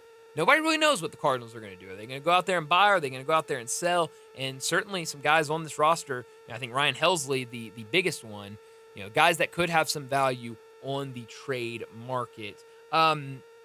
This weekend, I'm excited about the baseball series we're getting. You're excited, though, about next Friday. Is it next Friday, right, or next Saturday? One of the days next week. Next Friday, August 2nd. Baseball comes to Tennessee. The Speedway Classic. The Braves and the Reds will be playing inside of a speedway. That's a that'll be fun. Interesting location, but it sounds like a lot of fun. It looks cool. It's at Bristol, and they, I think, already have it set up. And it looks cool. But the thing I love the most about this game is, have you seen the jerseys that they're going to be wearing? I have not yet. So the jerseys look pretty much the same as their regular, it's the Braves and the Reds, I believe, who are playing in that game. But they look pretty similar to what the actual jerseys look like. They're home and away jerseys. But the numbers look like race car numbers. And I love it. It's I don't know, it's weird, but it's the best thing ever that they have like the kind of font and format of race car numbers on the back of their jerseys, and I believe on the front as well, but it's at least on the back of their jersey. So I'm excited about the what are they calling it again? The Speedway Classic. Speedway Classic. So that should be a lot of fun. Day after the Hall of Fame game. Can't wait for the Hall of Fame. Sports are back, man. What are you more looking forward to? The first preseason game of the NFL season, or a random regular season Major League Baseball game? Inside of a speedway, give me the NFL. Yeah, I'll take the NFL as well. I'll take the NFL. I'll watch it. Like I'll watch Bristol, but I'm also like, how much do you think that sells to NASCAR fans? Because I'm not a NASCAR fan. I'm not a big NASCAR guy either. But like, do you think NASCAR fans are like, cool, they're playing at Bristol? I think it'd be interesting if there was a NASCAR race happening while they're playing in Bristol. Like, at the same time? Combine them both? Dude, what could go wrong? Do you do it at the same time, or do you just have them like stacked? Same time. Okay. I'd have them racing like crazy and hitting dingers at the same time. But you can't, right? Because they use the pit. The baseball field is like in the pit, and they use the pit for like storing. Hey, it's not my job to figure out the specifics. You don't do the logistics. It's just to present awesome ideas that would be incredibly entertaining. It's a good idea. I think if you're a NASCAR fan, you might be inclined to like buy the jerseys, because the jerseys are something. Yeah, they're cool. Cool, I guess. They got the race car numbers on them. Isn't that what it's all about? Selling jerseys. That's exactly what looking it's all cool. About. Yeah, looking cool and making money, and that would be what they would do. In that order. Selling jerseys. That's exactly right. But that will be fun next Friday. But some fun series. We talked a little bit about what the Cardinals did last night. A wild one against the Padres. Runs all over the place. 9-7 the final score of that game. But you had 6 runs scored by the Cardinals in the bottom of the second. Only 5 games last night, so it really wasn't much to watch last night. Full slate tonight in Major League Baseball. Should be a lot of fun. But we need to get to another break, and when we return, it'll be time for Big Number of the Day. Broadcasting from the Family Leisure Studio, we are Sports 56 and 98.5 FM. Looking for sports in all the wrong places? Try the Owner's Box Sports Bar and Grill in Lakeland's Town Square. Fun, exciting, friendly, and comfortable with wall-to-wall TVs. 24 taps for all your beers, including $3 domestic and $5 craft pints on Mondays. Monday through Friday, 3 to 6 happy hour. Music bingo Tuesdays. Daily specials and online ordering. The Owner's Box Sports Bar and Grill in Lakeland's Town Square. Highway 70. Check Facebook for daily specials and weekend music at the Owner's Box. All All 650 acquisition fee, 20 cents per mile excess mileage. Must finance through KFA, K4's SEO 39747, MSRP 25840. Telluride SG 6733650, MSRP 41155, K5 MSRP 30415, EV9 TG 0066993, MSRP 59775. Includes all rebates and incentives. Excludes TTNL with approved credit. Dealer stock only. See dealer for complete details. Offer valid through 8225. Got my man Jeff Allen on the line. Hey Jeff, things heating up over there on Mount Moriah? We got the hottest deals in town at Gossett Kia South, Mount Moriah, Randy. Listen to this. Get a new ride for $185 per month in a 2025 Kia K4 EX 39 MPG Highway, 2025 Kia K5 GT Line, $288 a month. And the vacation-ready 2025 Kia Telluride S front-wheel drive, $325 a month. Yep, all $49.99 due at signing, 24 monthly. And rates at 1.9 available, plus 2026 EV9 Lite rear-wheel drive, $419 a month, plus the 10-year, 100,000-mile powertrain limited warranty. That's right, Randy. So whether you live in Horn Lake, South Haven, Olive Branch, or Memphis, you'll be happy at Gossett Kia on Mount Moriah. It's time. Time for the pro to get everything for the entire job, all from one partner. To get access to over 3 million products, including many products you won't find in our stores. It's time to get delivery on your schedule or next day on over 50,000 products. And time to get dedicated support on the job site or in our stores. From ordering to planning, we've got you. One partner, any job, all in. Ask about all we can now do at the Pro Desk. The Home Depot Pro, it's about time. Sunrise on Jefferson and Sunrise East on Poplar were recently voted the best breakfast restaurants in Memphis by a guy on the internet. This was a rave review. He rhapsodized about the signature square biscuits, the huge selection of delicious foods, the friendliness of the staff, and how fast and fresh his breakfast was at both Sunrise locations. It was the kind of unsolicited post that businesses love to see. Okay, it was written by me. I posted it. That doesn't make it any less true. You can't do better than Sunrise. It's time to get loud, y'all. The FedEx St. Jude Championship kicks off August 6th through 10th.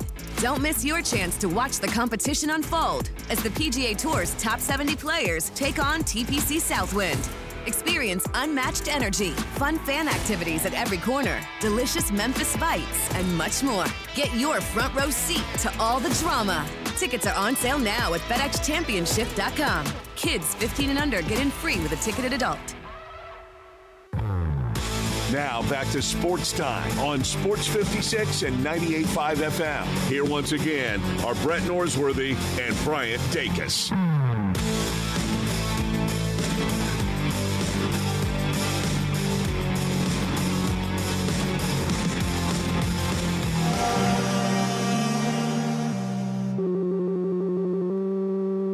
Big Daddy. Hello, Big Brown. It's a guy, he wants to be big, then he gets big, he doesn't want to be big anymore, then he gets small, but the suit's too big. Big Daddy. The big boy. You're a big guy. I think she's trying to pull a fast one on Big Daddy. The big number of the day.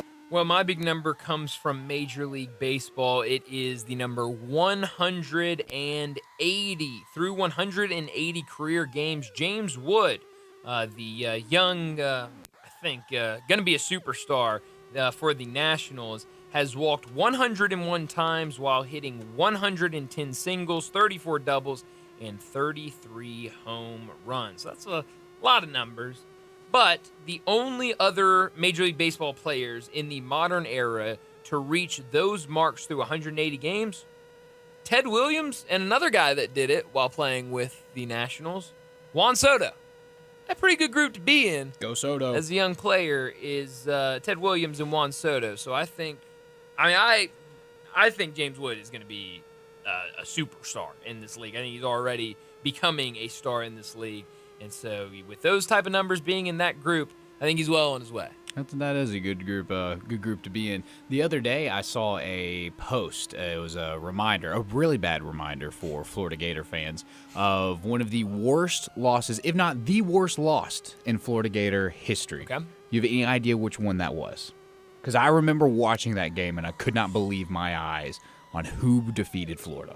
Worst loss in Florida football history. I got nothing. Georgia Southern. Not only did they beat them, they came into Ben Hill Griffith Stadium and won 26-20. Now, an interesting stat line about that game. Okay. They beat Florida without completing a single pass.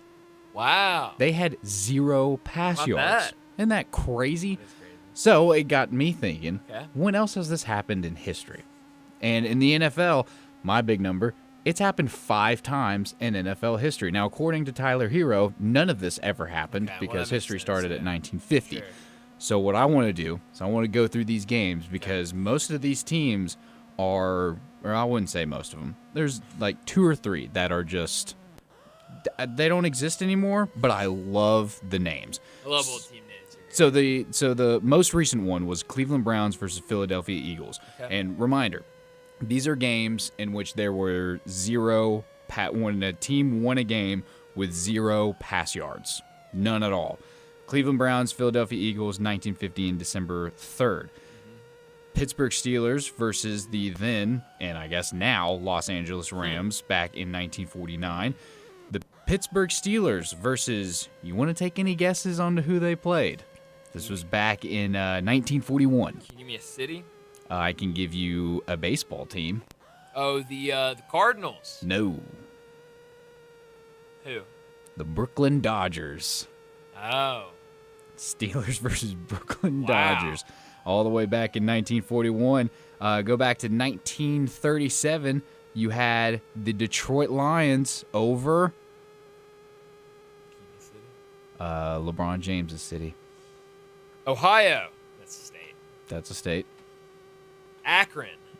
No. Oh, Los Angeles, where he's at now? No. His city. Where he went back. Cleveland. Cleveland. Oh, okay. I thought you meant, when you said it's city, I The thought you meant where he's Cleveland? born. The Cleveland. What year was this? 1937. The Cleveland Spiders. Cleveland Rams. You were good to not There was a guess Spiders. the Browns. There was a Spiders Yeah, out it there was back in the day. It I was don't remember who it was one of though. my big numbers. Yeah. Yeah. When was that? They You had had the worst MLB record in history. They won Oh, it was a 20 games baseball that team? year. Yeah, Oh, it was a baseball football team.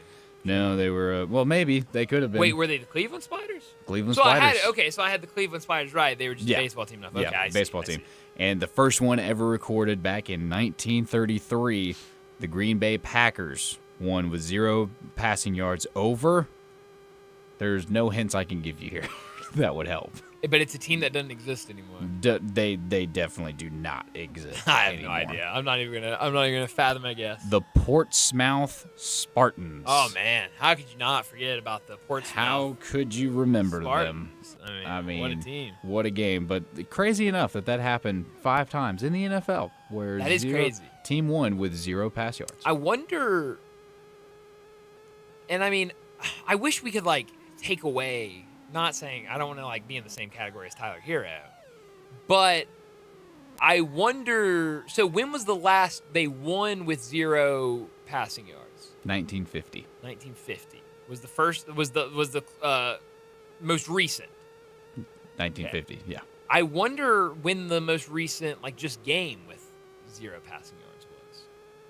I mean, it can't be that long ago, right? Because certainly way long ago. I mean, you had years where nobody was passing the ball. But I don't know where the modern era starts with football, because I know in baseball it's a very long time. But I don't know. I just wonder how many times recently have we had just a game with 0 passing yards? Because you would never even imagine it today of a game where there's 0 passing yards. Well, the closest thing you have is the New York Giants with good old Daniel Jones at the helm. Okay. And they've only limited it to a first half of play, where Daniel Jones went 0 for 6 in 2024. Love that. That's great. But that's only a half. I'm sure they had passing yards in the second half. I'm sure they did. But that's classic Daniel Jones. You got to complete at least one. You got to. You got to do something. Well, we're going to get to... it's Daniel Jones at the end of the day, so I don't know if I can... Hey, right now he's winning in Indianapolis.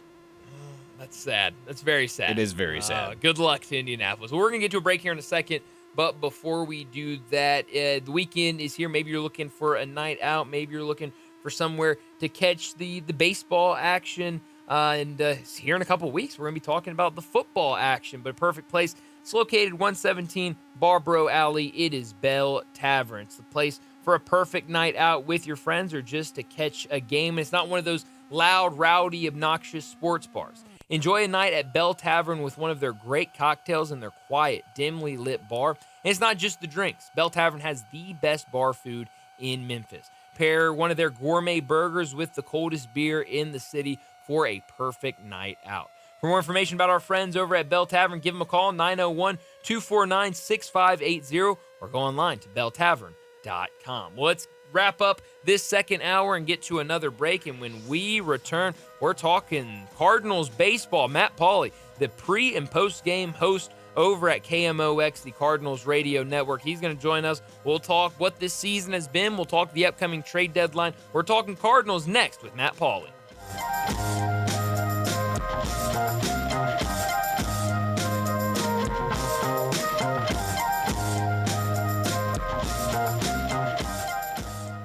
Cooper Systems is having a sales tax holiday super sale this Friday, Saturday, and Sunday only. Buy any computer up to $1,500 and pay no sales tax. That's right, no sales tax. If you take advantage of Tennessee's tax holiday this Friday, Saturday, and Sunday only. And to make the deal sweeter, Cooper Systems has slashed prices on everything in the store. That's right, name brands like Dell, Hewlett-Packard, Apple, Mac, Lenovo, Asus, Acer, and Cooper Systems' own Phoenix custom-built computers and gaming computers. And remember, you pay no sales tax. If you've been waiting to buy a computer, now is the time. This Friday, Saturday, and Sunday, prices have been slashed, and you pay no sales tax. So hurry into Cooper Systems, and you'll save a bundle on name-brand computers and custom-built Phoenix gamers. Cooper Systems is in the Mount Moriah Office Park, or call 360-9679 to save a bundle and pay no sales tax. See store for details on tax holiday. He's on the line, Marty McNate over at Gossett Volkswagen Germantown, and he's ready to bring you back to the future with VW deals that'll blow you away. What's up, McNate? Randy, get ready to ride in 2025 Jetta Sport or 2025 TOS. Take your pick at $349 a month. 2025 Atlas SE, $399 a month. Or 2024 Atlas Peak Editions or 2024 GTI SE or 2024 Atlas CrossSport SEL R-Line. $5,000 off MSRP. Plus 2.9 for 60 months on 2025 Atlas is available. So come see me today, Marty McNate at Gossett Volkswagen Germantown, 7420 Winchester Road, or shop online at GossettVWG.com. And remember, your future is what you make of it.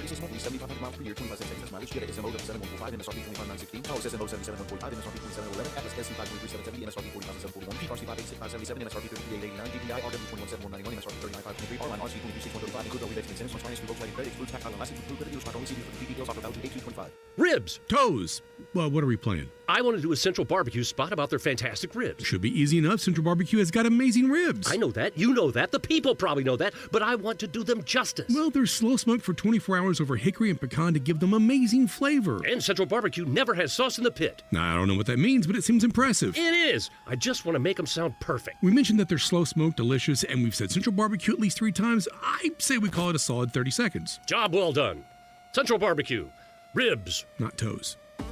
Jenkins Floors and More invites you to their retail warehouse where they pass wholesale savings on to you. Jenkins Floors at 2356 Goodman Road in Horn Lake. Also stores in Cleveland, Mississippi and Little Rock. They specialize in flooring and carpeting, tile, plantation shutters, and blinds. Jenkins makes your life easy with a 2-week turnaround. Contractors, builders, or family projects, call 662-469-9350 for a free estimate. Owners Timmy and Rebecca Jenkins say hello to Sports 56 fans and look forward to your business. Sports 56 traffic. Good afternoon. Building pretty good now out of Midtown. A little bit more than it was a few minutes ago on 240 South and South Parkway. Yes, it's busy on 240 East now from Mill Branch all the way out to 385. And it seems like it's cooperating right now on Bill Morris going outbound out towards the Collierville area. Weimer's Jewelry, your diamond engagement ring headquarters. It's bridal season. Stop by and see them this weekend at Weimer's Jewelry on Highway 64. I'm Commander Chuck with your on-time traffic.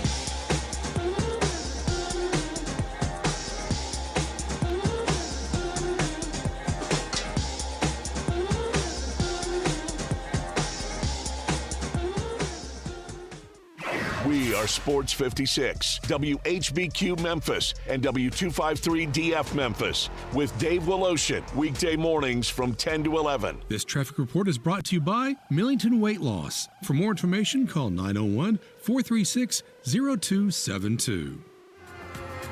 Now, back to Sports Time on Sports 56 and 98.5 FM. This hour brought to you by Jaguar Land Rover Bluff City. Here once again are Brett Norsworthy and Bryant Dacus.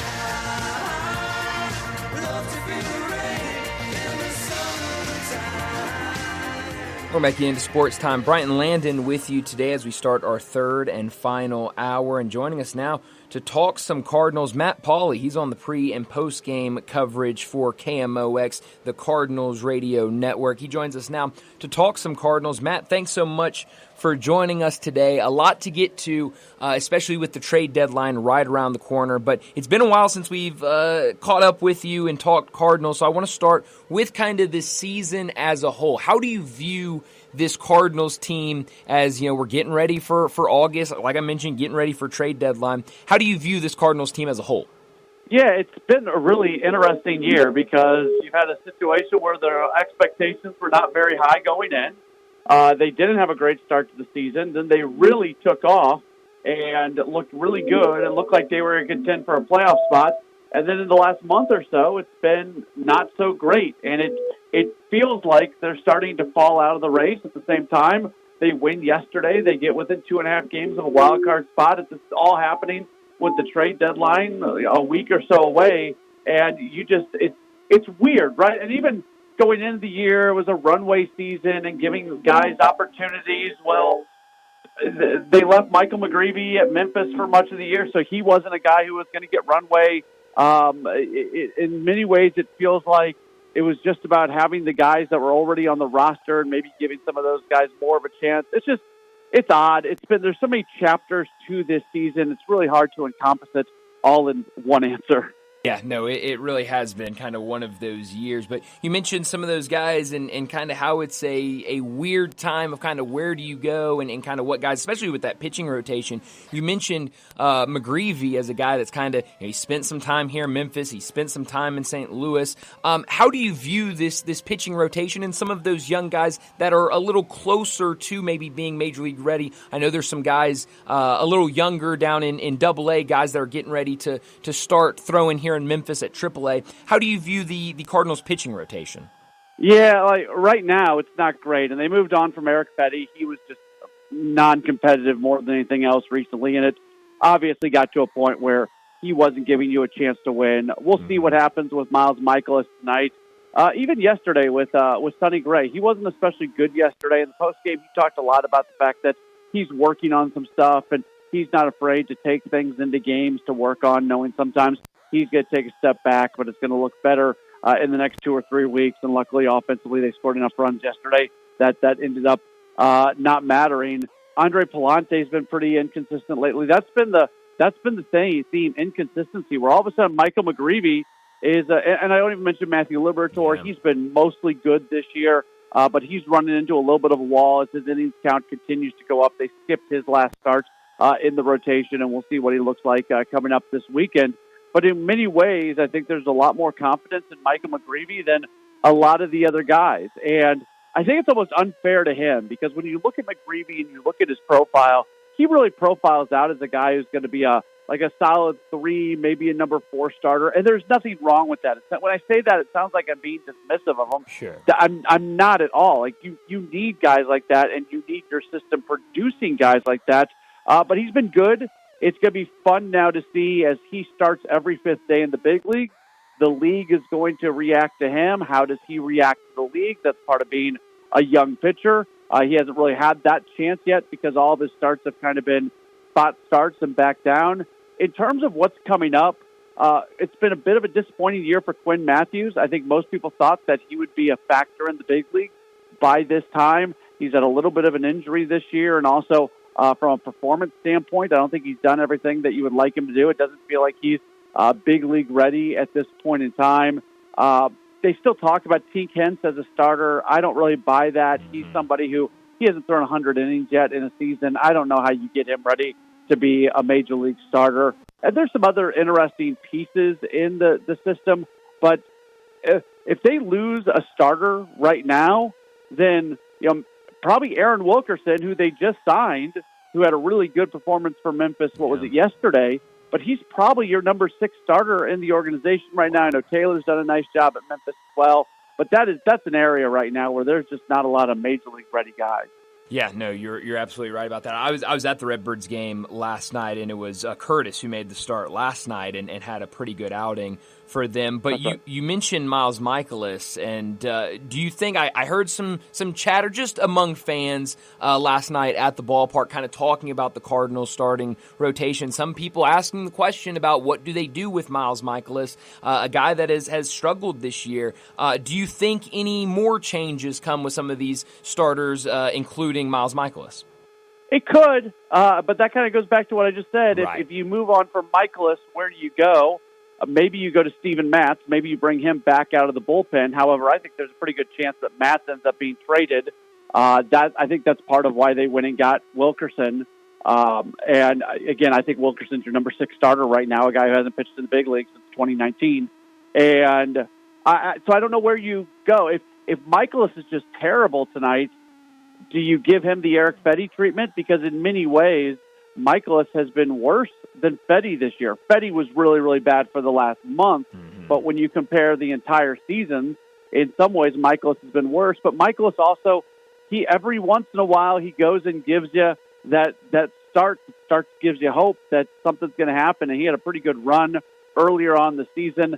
I know the Cardinals are hopeful that maybe what we saw from him 2 starts ago against Washington was going to be the start of something when he went 5 2/3 scoreless, but then he followed that up with a start against Arizona where he gave up 5 runs and only went 4 innings. So I wish I had a better answer for you. I feel like you're asking questions and I'm just pontificating but not actually answering the question because I don't know what they do.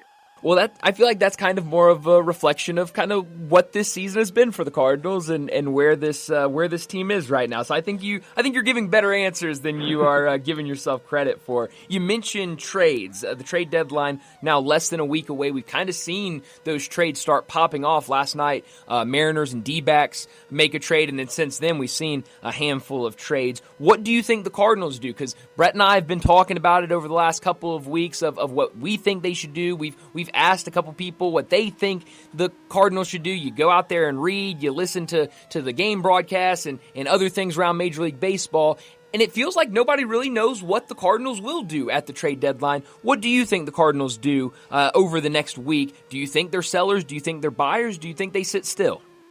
I think they're likely going to be selling, but that could change over what happens during the next 6 games because that road trip was terrible. Getting swept by Arizona and then losing 2 out of 3 to what might be honestly the worst team in the history of Major League Baseball.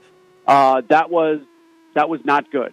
And John Mozeliak even talked about the fact that they have started to shift their thinking a little bit more towards selling. Now, is there enough? We talk about runway. Is there enough runway here for them to do something in the San Diego series and then in the Marlins series?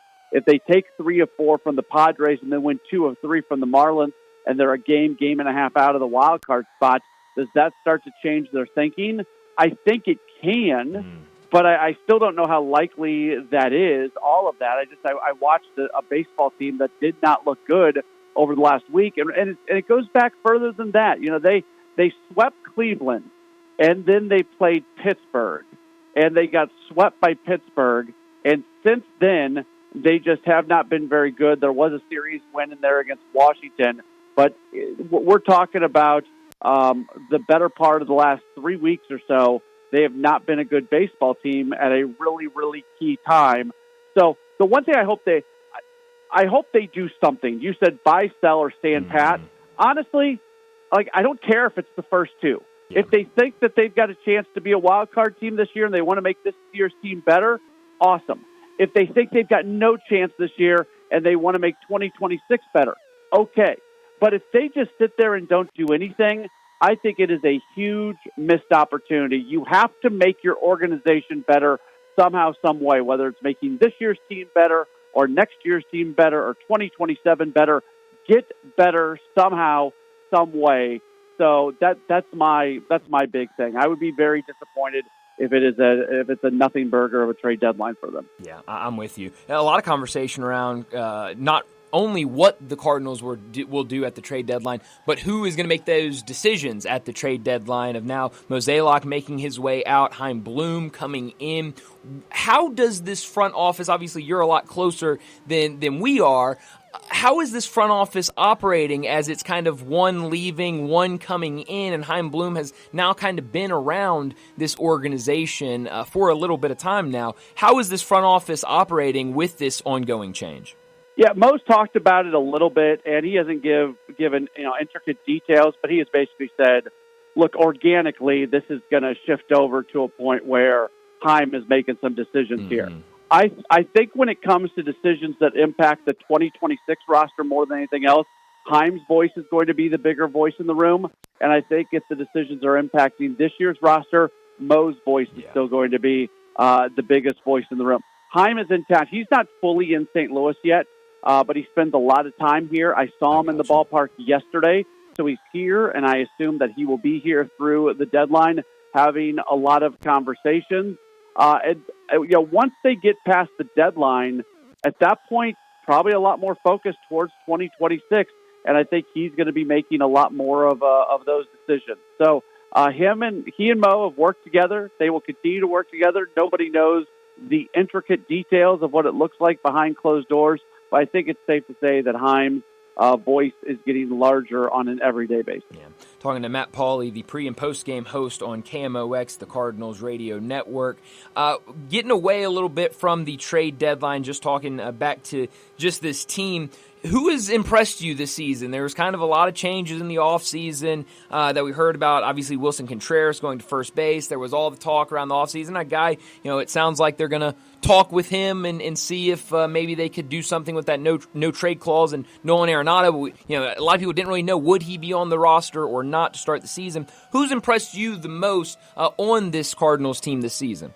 Yeah, I think the two guys that I really identify as maybe doing more than I expected them to do this year, and you mentioned Contreras, and what he has done at first base defensively has been spectacular. That's not easy to do, so I'm not trying to gloss over that part of him, but we know who Wilson Contreras is as a hitter. So the two guys that I would specifically mention are Alec Burleson, who had a nice season last year but really fell off at the end of the year, and then had a slow start this year, and he made some tweaks. You look at his swing decisions that he's making and the pitch selection when it comes to what he's going to swing at, that has completely changed his game and who he is. So Alec Burleson, for me, is the biggest bright spot of this year because he has turned into a hitter that you can really start to rely on. And then Matthew Liberatore, I don't think anybody knew what to expect out of him, out of coming in as a starter.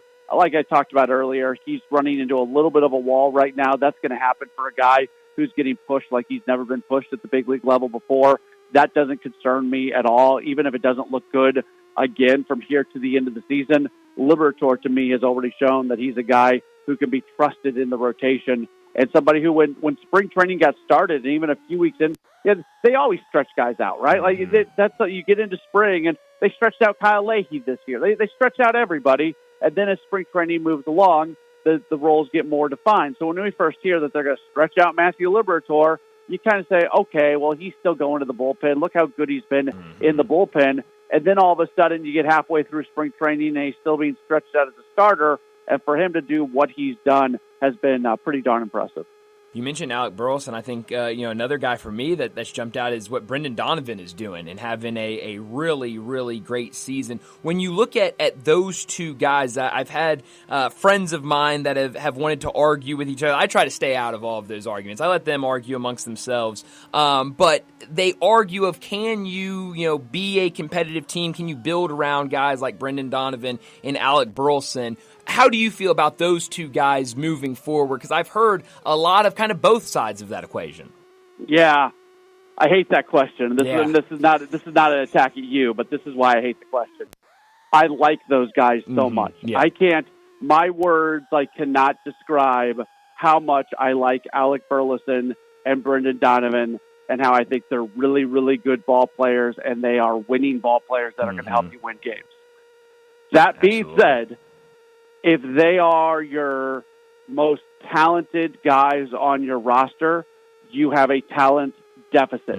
When the Cubs have Kyle Tucker, whoever, You can look at every contending team, and you look at their best hitters, and then you compare them to Alec Burleson and Brendan Donovan. There's a gap. So Burleson and Donovan need to be like your third or fourth, fifth best hitters. Right. They can't be your best hitters.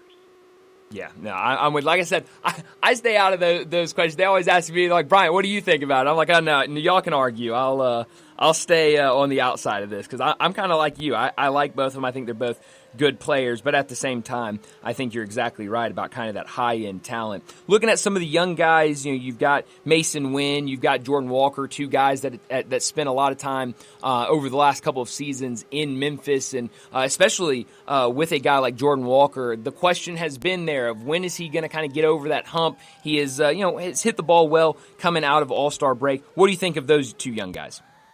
Yeah, I like what I've seen from Walker. In the month of July, he's hitting .333 with an .860 OPS. It's looked really good. Not to be a cynic, we've seen that before. Yes, we have. That's the story of Jordan Walker, where it comes together and then it falls apart. I'm a big believer in Jordan Walker. I think he's going to be a very good big leaguer. I don't know when that's going to start. It could be right now. The dude's 23 years old. It might not click for him until he's 25 or 26. So is there a possibility that what he's doing right now in the month of July is the start of him coming together and putting it all together and being a really good hitter for a very, very long time in the major leagues? Yeah, that's possible. Is there a possibility that what we've seen in July is just another high on what has been a roller coaster for Walker? Yes, that is a possibility as well. And I can't sit... folks will point to changes in his stance, and he keeps changing. So I'm not smart enough to tell you what's going to stick, what's not going to stick, what the league's going to adjust to, what they're not going to adjust to. All I can tell you is I like the way he's swinging it right now, and I hope it keeps going for a while. Yeah. I'm a big believer in Mason Wynn. I think he is a much better offensive player than he has shown this year. But he hasn't it's not a bad season. He's 266 with a 700 OPS. He's dealing with a knee issue that is very much debilitating him on some days. Some days he wakes up and it feels okay. Some days he wakes up and it's really not good. He doesn't want to come out of the lineup. We could have an entire conversation about whether the Cardinals should rest players more often because I think they should, but they're not. And he's somebody who plays every day. And right now, it's pretty good for him. He's in the month of July, 274 average, although it's a lot of base hits. His OPS has actually dropped a little bit in the month of July. So I think he's trying to kind of make up for the knee issue and not he doesn't quite have as much power. But yeah, I like Wynn, and I think he's putting together a nice season, and I think he's got more in the tank than what he has shown this year. We talked about Wilson Contreras a minute ago, his move to first base. The big question was, who's going to be that catcher for you this season? You've kind of seen it from a lot of different, several different guys, I should say. Pozo, Pages have both been the main guys back there. You had Ivan Herrera, who's mainly been the DH, but it feels like all three of those guys have had real flashes this season and have played really well. What have you thought about those three guys in particular? Yeah, I love Paz calling a game, and that's why he starts most of the games. The Cardinals and the pitchers and Oliver Marmol very much value his ability to call a game, and there's a lot of confidence from pitchers in him, so he's going to continue to go out and be there most of the time. Offensively, he's been a negative player this year. If you've got a team that's got more offense and got more run scoring, that's totally fine. You can deal with a catcher who doesn't hit. There's a lot of teams that... The problem is the Cardinals have been an offensively flawed club this year, and you've got a guy like Joel Pozo who has hit a lot more. So because the Cardinals are not scoring enough runs, I probably would like to see Pozo get a few more opportunities. Sometimes it feels like the Cardinals lean a little bit too much into the defense and the game calling and things like that. I don't think Ivan Herrera is a catcher. I don't know what it's going to look like for him moving forward. He can't control the run game. He gets hurt. That's why they're not really going to catch him again the rest of the year. They're worried about the lower body stuff. He is such a plus offensive player. They need him in the lineup. He's one of the most necessary players to the Cardinals to trying to accomplish what they want to accomplish. I think moving forward, I don't think we're going to see Herrera catch very much. We'll see when Jimmy Crooks is ready. Yeah. I think a lot of people thought that he might be knocking on the door a little bit sooner than he is right now. Leonardo Bernal is right there behind him. So the Cardinals are in a really good spot from a catching standpoint. Long term, short term, it feels like Pages is going to start most days, and it's going to be a bat that just isn't going to produce for you. Kind of looking around the division, obviously two teams that have played really well, one team that's red hot in the Milwaukee Brewers. Chicago Cubs have been playing really well all season long. When you look at those two teams, what jumps out to you about both of them? And I mean, obviously both playing really well, two of the better teams in all of Major League Baseball, but what sticks out to those two teams? Yeah, the Brewers are the smartest team in the division, without a doubt. I spent a number of years covering the Brewers in Milwaukee, so I had a front row seat to watching that, and they just keep doing what they've done. There is nobody better in the division at making players the best version of themselves. They continue to produce high-end pitching, velocity. Yeah, but before Michael McGreevy moved into the rotation full-time, the guy with the worst ERA in the Milwaukee rotation, which is Jose Quintana, has a better ERA than the guy with the worst ERA in Milwaukee has a better ERA than the guy with the best ERA in St. Louis. So it's the pitching for them. They've got some nice position players, some young players. Obviously, Jackson Chourio jumps out at you. But for me, when I look at the Brewers, they get the most out of every player, and they've got high-end pitching. When I look at the Cubs, I look at what they do from a hitting standpoint and from a run-scoring standpoint. That's a tough lineup to navigate on any given basis. You have a super elite player with Tucker. You've got Pete Crow Armstrong and Seiya Suzuki and even Michael Busch doing what they're doing. Even down towards the bottom of the order, you guys who are going to give you good, solid at-bats with Happ and Swanson and Horner. I mean, that's a tough lineup to navigate. Yeah, it is. Starting pitching I think it keeps them in games. The bullpen has come around a little bit for them. They're a mostly complete team, but I just think that's a hard lineup to navigate through. Yeah, it really is, and both those teams have been a lot of fun to watch, and it'll be fun to see if the Cardinals can make some noise in this division and see what those two teams do the rest of the way. Well, Matt, it was a wild one last night against San Diego. 9-7 the final score. The runs were out early. Hopefully we see a couple more wins for the Cardinals this weekend. We'll see what they do against Miami. But thank you so much for joining us this afternoon. Enjoy your weekend, and we definitely got to do this again soon. Yeah, absolutely. Anytime. I always enjoy the conversation. Thanks, Matt. Matt Pauley joining us, pre- and post-game host on KMOX for every Cardinal game with the Cardinals Radio Network. Always a blast to have him on and chat everything going on in St. Louis. And I love the question of, what do you think about this team, where they're at this season? It feels like we kind of ask that question to, whenever we're talking Cardinals, we're really talking Major League Baseball. And it's always kind of the same answer. Like, I don't really know. Like, they're just...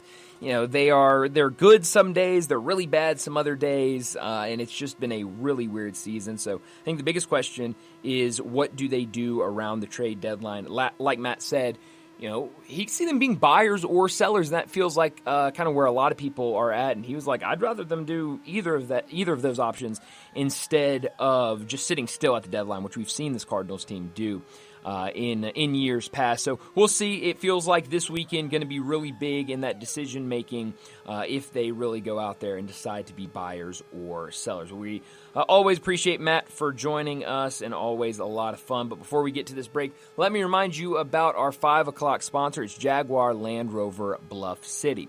Jaguar Bluff City has been the premier Jaguar dealership for the greater Memphis area since 1984, and their talented team is ready to help you find your next perfect vehicle at unbeatable rates. Swing by Jaguar Land Rover Bluff City today and check out the new 2025 models like the 2025 Range Rover Sport, the 2025 Range Rover Velar, and the 2025 Defender. Test drive the Range Rover Sport, where luxury meets performance. It's a perfect mix of style, performance, and versatility, with options ranging from 360 horsepower up to 635. It's also available as a plug-in hybrid electric vehicle with $7,500 federal tax credit when leased with approved credit. Take a look at the Range Rover Velar, powered by mild hybrid technology and enhanced with the latest well-being features and fully connected entertainment system. The Range Rover Velar is the ultimate luxury compact crossover. Purchase yours today and get special 4.4% for 72 months financing available with approved credit. Don't forget about the Defender, available in multiple models to fit your needs. The Defender is built for the modern explorer, and Jaguar Bluff City is offering special interest rates for 60 and 72 months on various models. Give them a call, 877-259-6169. Go online to JaguarBluffCity.com. Head out there, test drive these vehicles. 6335 Wheel Cove, just off of Quince, for Bluff City Jaguar. Well, let's get to another break, and when we return, we'll talk about what's trending. Add a little fun to your lunch break. Join Johnny Radio for Sports 56 Happy Hour from 11 to 1 every weekday on Sports 56 and 98.5 FM. When you're hungry for good meat, trust the family that has been feeding Memphis since 1967. Charlie Hogan and the Triangle Meat Company, formerly Charlie's Meat Market. Trust Triangle Meat for fresh beef, hamburger, and roast. Trust Triangle Meat for delicious pork ribs, chops, and butts. And trust Triangle Meat for tender chicken you'll love. Feeding lots of folks, Triangle Meat Company has all the meat you need. Shop Triangle Meat Company, 8 to 5, Monday through Saturday, 4790 Summer Avenue, 901-683-1192. Fresh or frozen, big or small, trust Triangle Meat Company. Rick's Powder Coating, for a beautiful finish every time. Rick's Powder Coating specializes in automotive, ornamental, residential, and industrial coating. With 2 conveyor lines and the largest batch ovens in the Mid-South, Rick's can accommodate all of your powder coating needs. Locally owned and operated since 2002, Rick's Powder Coating will customize a beautiful finish just for you. Drop by or call to see how Rick's Powder Coating can bring color to your life. 901-367-2771 or rickspowdercoating.com. Make this the summer event you don't want to miss at Gossett Chrysler Dodge Jeep Ram Fiat on the Pike. 2025 Jeep Compass Latitude 4-wheel drive, $23,541 or $297 a month. 2025 Dodge Hornet GT, $26,457 or $344.68 a month. And 2025 Jeep Grand Cherokee 4-wheel drive, $14,000 off MSRP or $408 a month. And 2025 Ram 1500 Tradesman Crew Cab 5'7" box rear-wheel drive, $11,391 off MSRP or $511.87 a month, 1.9 for $72 available. So drive past the rest and come to the best Gossett Chrysler Dodge Jeep Ram Fiat online, GossettMotorCars.net. If you want it, we got it at Gossett Motorcars. 75 months at 5.99, $49.99 down payment. Ram SN728, $346, MSRP $48,260. Compass ST567,703, MSRP $29,765. Hornet SA3846076, MSRP $31,590. Jeep SC283362, MSRP $44,530. Includes all rebates and incentives. PF 895 excludes tax, title, and license. See dealer for complete details. Offer valid through end of the month with approved credit. Dealer stock only. Take your basketball skills to the next level at Shoot 360 Memphis. Shoot 360 is a revolutionary basketball training facility that combines cutting-edge technology with gamification and provides instant, objective feedback with hands-on, one-on-one expert coaching. And now, introducing Shoot 360 Cordova, a newly renovated 50,000 square foot facility with 2 NBA regulation size courts, 3 high school size courts, and 4 shooting bays with Shoot 360 technology. Memberships are now on a monthly basis. And yes, you can become a member at both locations. Whether you're an aspiring young talent, NBA player, or looking for a unique workout, all skill levels are welcome at Shoot 360 Memphis to learn proper shooting and passing techniques, improve fundamentals, and gain a competitive edge while having fun. Shoot 360 Memphis, now in Cordova and Collierville. Call them today at 901-779-3176. That's 901-779-3176. The future of basketball training is here. Shoot 360 Memphis.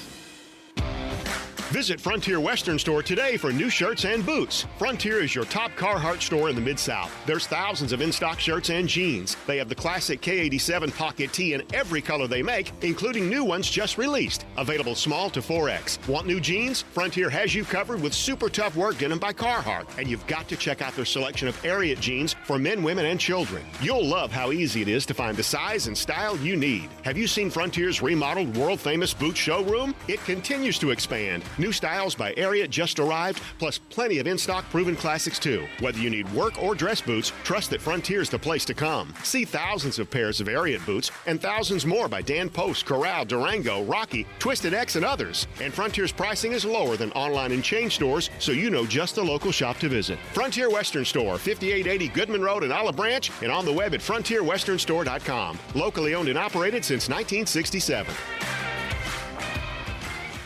Ole Miss Rebel Yell is back. The Rebel Yell Hotline Radio Show is back on WHBQ Sports 56 and 98.5 FM. Every Monday night at 6, hear the latest news on your Ole Miss Rebels with Yancey Porter with 24/7 Sports, former Ole Miss defensive tackle Mike Fitzsimmons, Gordon Ford covering SEC Sports Call, and former Ole Miss baseball announcer Gary Darby. From kickoff to free throw to extra innings, your Ole Miss sports on the Rebel Yell Hotline Show right here Monday night at 6 on Sports 56 560 AM and 98.5 FM, your Mid-South sports station. This traffic brought to you by Raleigh Tire Auto Service, your local family-owned business for over 60 years.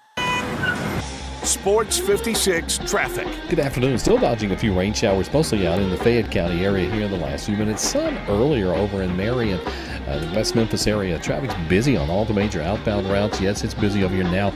Right on schedule on 40 East from Sycamore View Road all the way out past Germantown Parkway. Weimer's Jewelry, your diamond engagement ring headquarters this bridal season. Stop by and see them this weekend at Weimer's Jewelry on Highway 64. I'm Commander Chuck with your on-time traffic.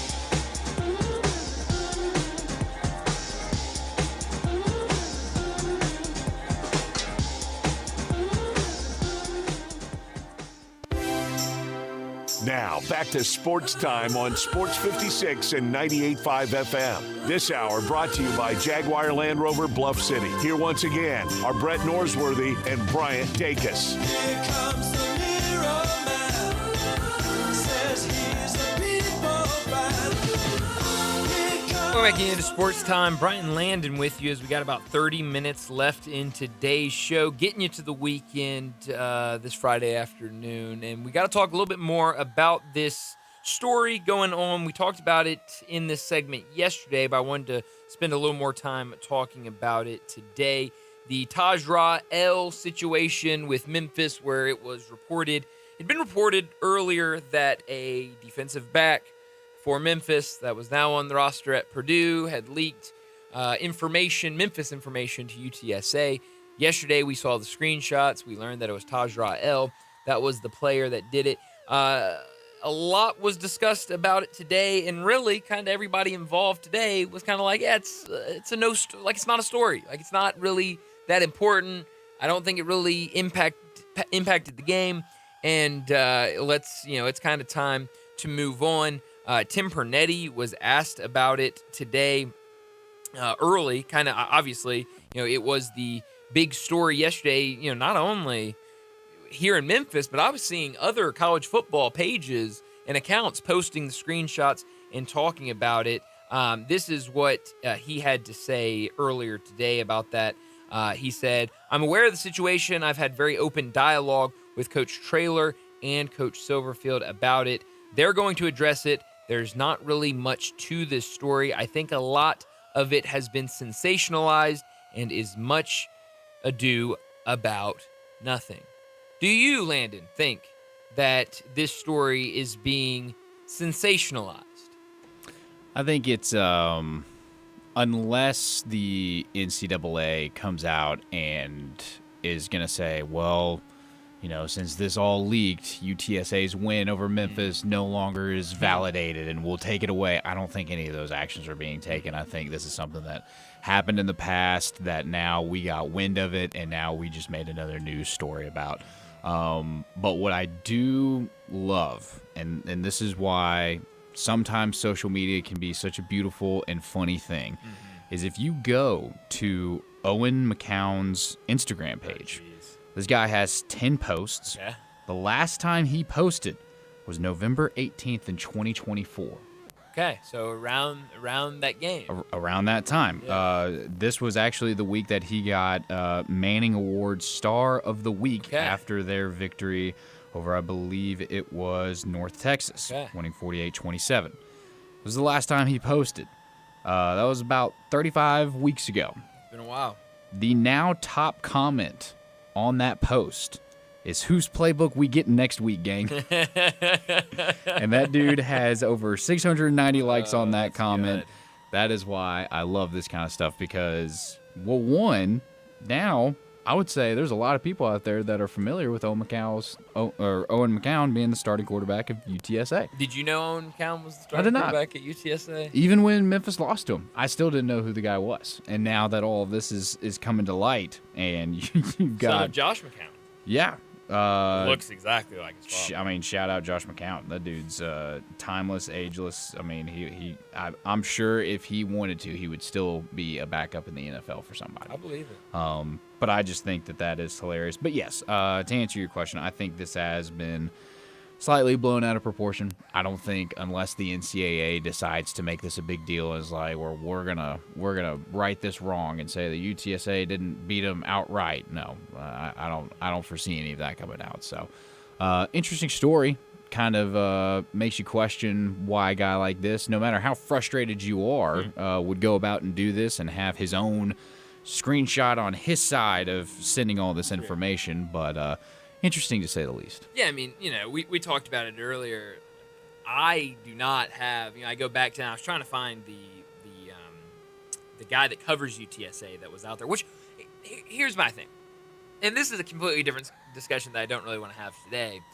But there's this reporter that covers UTSA in San Antonio that was like last night, like, well, what is he supposed to do? Like immediately, throwing up the walls and being like, I am defending Josh McCown at all costs. And I was like, I think that's kind of weird for you're supposed to be a journalist, you're supposed to be a reporter, and you're like immediately, tweeting out GIFs and stuff like that about how the UTSA players didn't do anything wrong. And so I going back to that, and we talked about this earlier in the show. Like, I have no problem with Josh McCown. I have no problem with UTSA. McCown. What did I say? Josh McCown. His father. I don't have a problem with Josh McCown either. I don't have a problem with Josh McCown either. But I don't necessarily I don't think they did anything wrong. They were just on the receiving end. What's Owen McCown supposed to do? And he was asked about it today, and kind of this situation and what happened. And this was his response. Comes from a tweet from our friend Jonah Dillon. Quote, first and foremost, I didn't ask for any of that information. Based off my little emoji reaction, you could see that I was caught by surprise. Or you could see it caught me by surprise what happened. Like Coach said, the information was completely irrelevant. He is kind of citing what Jeff Traylor said. Jeff Traylor, talking to the media today, said that McCown never showed the messages to the coaching staff and that they were not aware of it until kind of after the game and everything. Ryan Silverfield was asked about it. He said that the two coaches talked about it before media days and that they are moving forward from it. He said, quote, it was something that we heard rumors about after. Like with anything, we're never going to make excuses. It is what it is. It's in the past. I haven't really given it any thought since we heard the rumors of it shortly after the game. So it seems like everybody involved is like, it wasn't a huge deal. Like, it wasn't a big deal. We're going to move on from it. And so I think that's probably what we should all do, because I do think this could have gone in a different direction, where you look at the final score of that game, and I believe it was a one-score game. And so, I mean, this could have gone in a different direction where, Memphis says, hey, man, if they hadn't had our plays, if they didn't have all of our stuff, then, we would have won that game. And I think at the end of the day, Memphis did not play well in that game. No, it was one of the worst losses we've experienced. Yeah, it was a bad game. It was a bad performance, and especially in that second half. And so I think, if Ryan Silverfield thought that UTSA had an advantage on the field that was helped by getting information, he clearly said that he heard the rumors about it shortly after the game. If he thought that they had an advantage that they wouldn't have just had by watching film and all of that stuff, I think he would have. It would have been a bigger deal back then. Sure, we would have heard about this before. Now, I don't want to take anything away from the reporting done on this and the story coming out, because Sam did a great job on this. Sam Shoemaker, who reported this for the Memphis On 3 site, he did a phenomenal job with this. It's become something that we're all talking about. So I thought he did a terrific job on this. But I did think this was funny. So we talked about, again, I don't have any problem with anybody on the UTSA side. Mm-hmm. The only problem I have is that a former Memphis player, because I'm assuming he was mad at the team, at the coaching staff, at whatever, decided I'm going to go send stuff from the playbook to an opposing team. So somebody with Purdue asked Purdue for a statement. Do you have, I don't know if they didn't specify if this was directly from a coach or if it was from just the athletic department or whatever. But this is Tom Dienhart, who covers Purdue. He said that Purdue put out a statement about Taj Ra-El.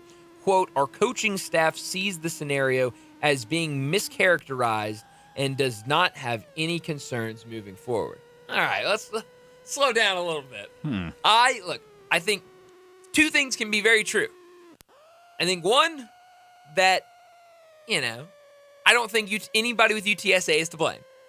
The other thing I think is true, that this is not a mischaracterization. We have screenshots from his DMs where you can explicitly see that he has sent some sort of information from some sort of playbook we're giving information to another team. We're not speculating that. No. It's clear as day who's at fault here. I would love to know, follow up, what exactly do you think is being mischaracterized here? Because it looks pretty cut and dry to me. Yeah, plain as day here. And, who knows if Purdue, I'm guessing Purdue did not know this information. I don't know why they would, know.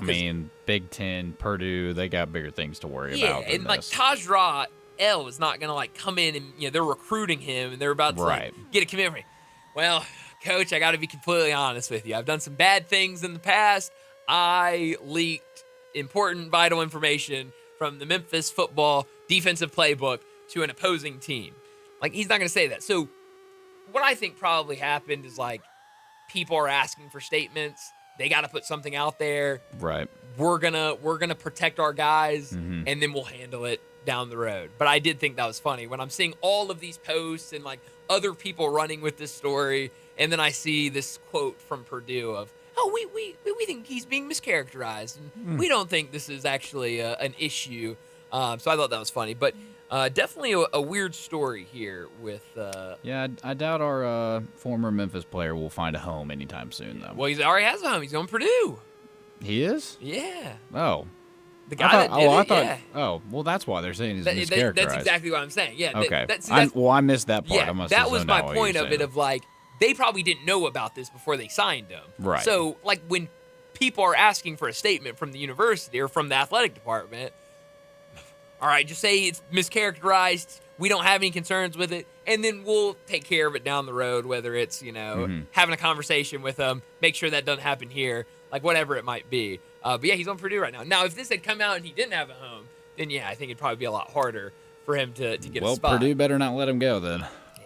He better find himself better keep that at home there. That player behavior to happy. Yeah. Yes. Better keep him happy over there. Crazy story, but.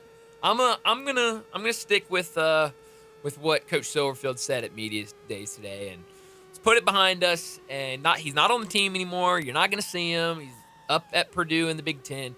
Let's put it behind us and let's get ready for the football season. Because I am excited to see what the Tigers can do. And seeing Brendan Lewis, seeing William Whitlow Jr. out there today, I think they've got some good players that can make this a really fun season. Well, speaking of which, I found the American Conference media poll. Oh, have they put it out? It's on Rice Owl's page. Oh, so Rice getting out there and putting it out there. Okay, please let me know. So you want to go bottom up? Let's build intrigue. Let's go bottom up. Bottom up. Votes to place 14th. UAB. Sorry to Trent Dilfer. Yeah. I will say this though. I did not watch Trent Dilfer at the podium today, but I did watch Trent Dilfer talking to whatever desk they had of people, and he sounded different. He sounded more locked in. Well, I don't know what that gets him. Unfortunately, he still voted to finish last. Sorry for the Blazers. Number 13, Tulsa.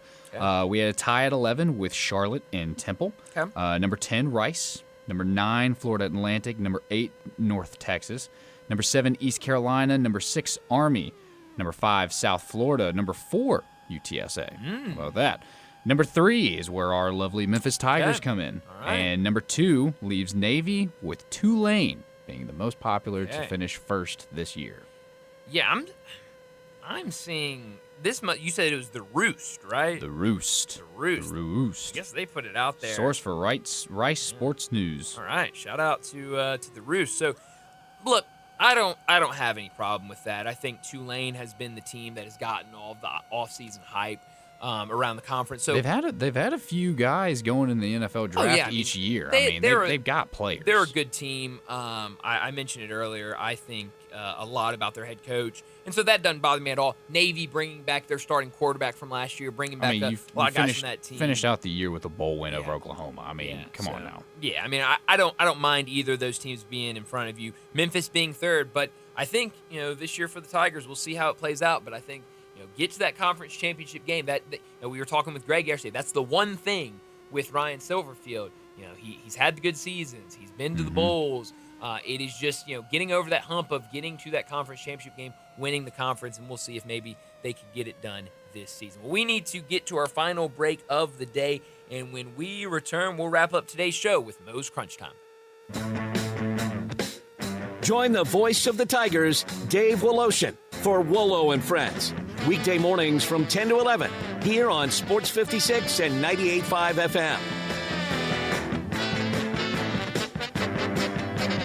Hey everybody, summertime fun and the best road trips begin right here at All-Star Chevrolet in Olive Branch. Zero interest on all new Silverado 1500s, and nobody has more new Silverados than All-Star Chevy. Or go big in on a new Silverado HD. Interest as low as 4.9 and no payments for 90 days. Your good credit deserves it, so take advantage of it. And Equinoxes are flying off the lot as All-Star celebrates our nation's birth. All these new Equinoxes here on the lot in Olive Branch are selling just 100 over invoice. Come pick out your Equinox, see the invoice, add only 100 for a great deal in July. And check out all these certified pre-owned vehicles. Unbelievable deals from our friends in Olive Branch at All-Star Chevrolet. Tahoes, Silverados, Traverse, Equinoxes. You got to test drive this Corvette Stingray. It's awesome. If you have any vehicle you want to sell, bring it here to All-Star Chevrolet in Olive Branch and get the most money for it now. So let's go. Together, let's drive to Olive Branch and All-Star Chevrolet, or go to allstarautogroup.com. If you love sports and Mexican food, you can get the best of both at Los Cabos Mexican Bar and Grill on Summer near Graham. Watch all the big games on all the big TVs on all the walls at Los Cabos, and enjoy premium tequila shots anytime for just $5.50. Celebrate every day with lunch specials from 10 to 3 and happy hour from 3 to 8. Lunch is just $6.75 to $10.99, and margaritas start at $3.99. Experience real Mexican cuisine along with great sports at Los Cabos on Summer near Graham. Jenkins Floors and More invites you to their retail warehouse where they pass wholesale savings on to you. Jenkins Floors at 2356 Goodman Road in Horn Lake. Also stores in Cleveland, Mississippi and Little Rock. They specialize in flooring and carpeting, tile, plantation shutters, and blinds. Jenkins makes your life easy with a 2-week turnaround. Contractors, builders, or family projects, call 662-469-9350 for a free estimate. Owners Timmy and Rebecca Jenkins say hello to Sports 56 fans and look forward to your business.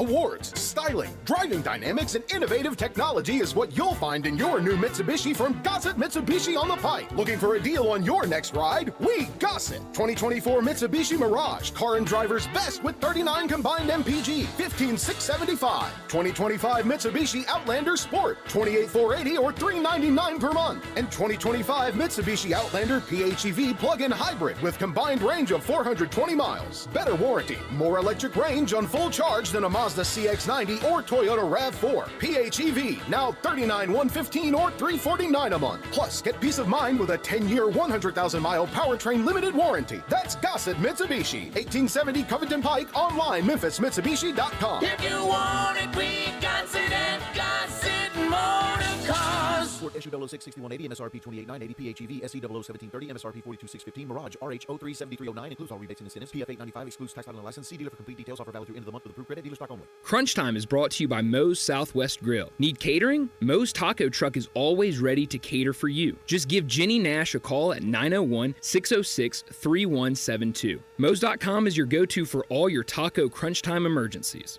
Now, back to Sports Time on Sports 56 and 98.5 FM. This hour brought to you by Jaguar Land Rover Bluff City. Here once again are Brett Norsworthy and Bryant Dacus. Say you stand by your man. Tell me something I don't understand. This is pretty cool, and we're just getting started, so.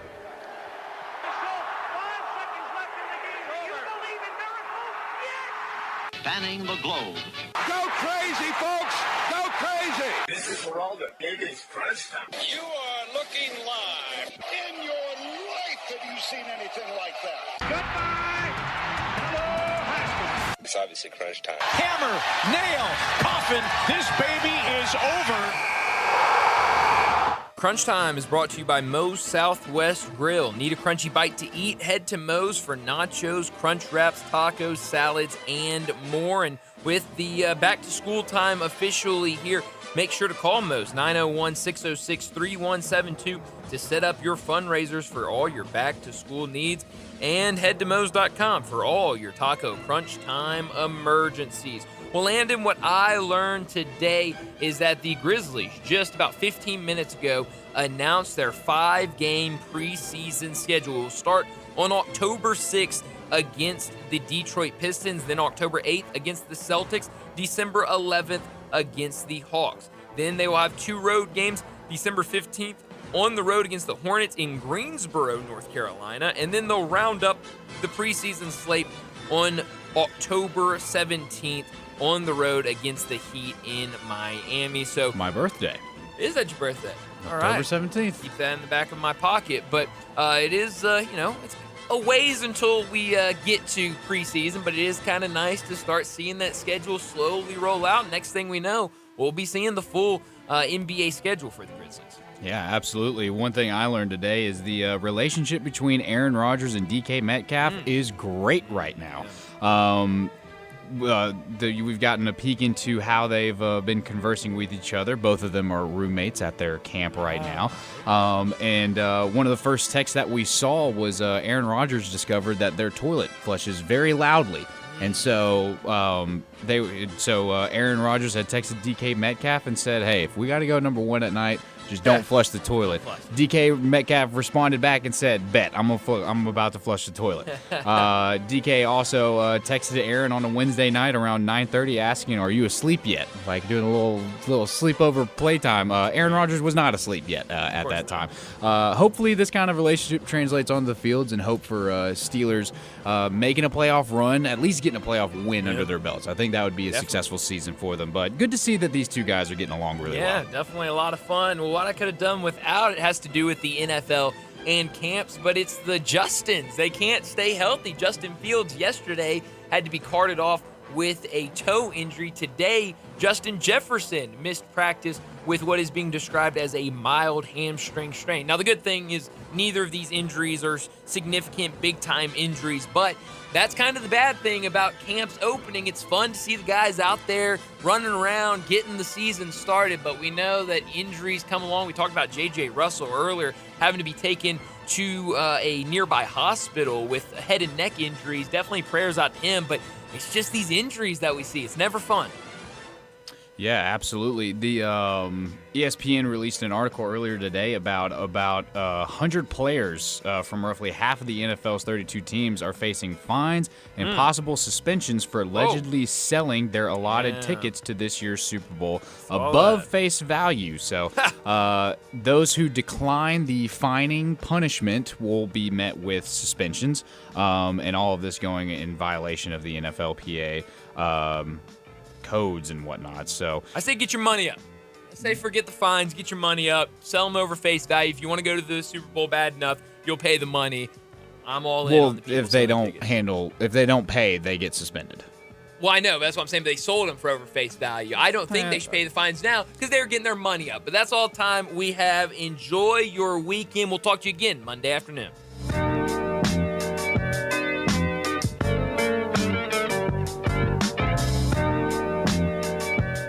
Since 1948 in the alley,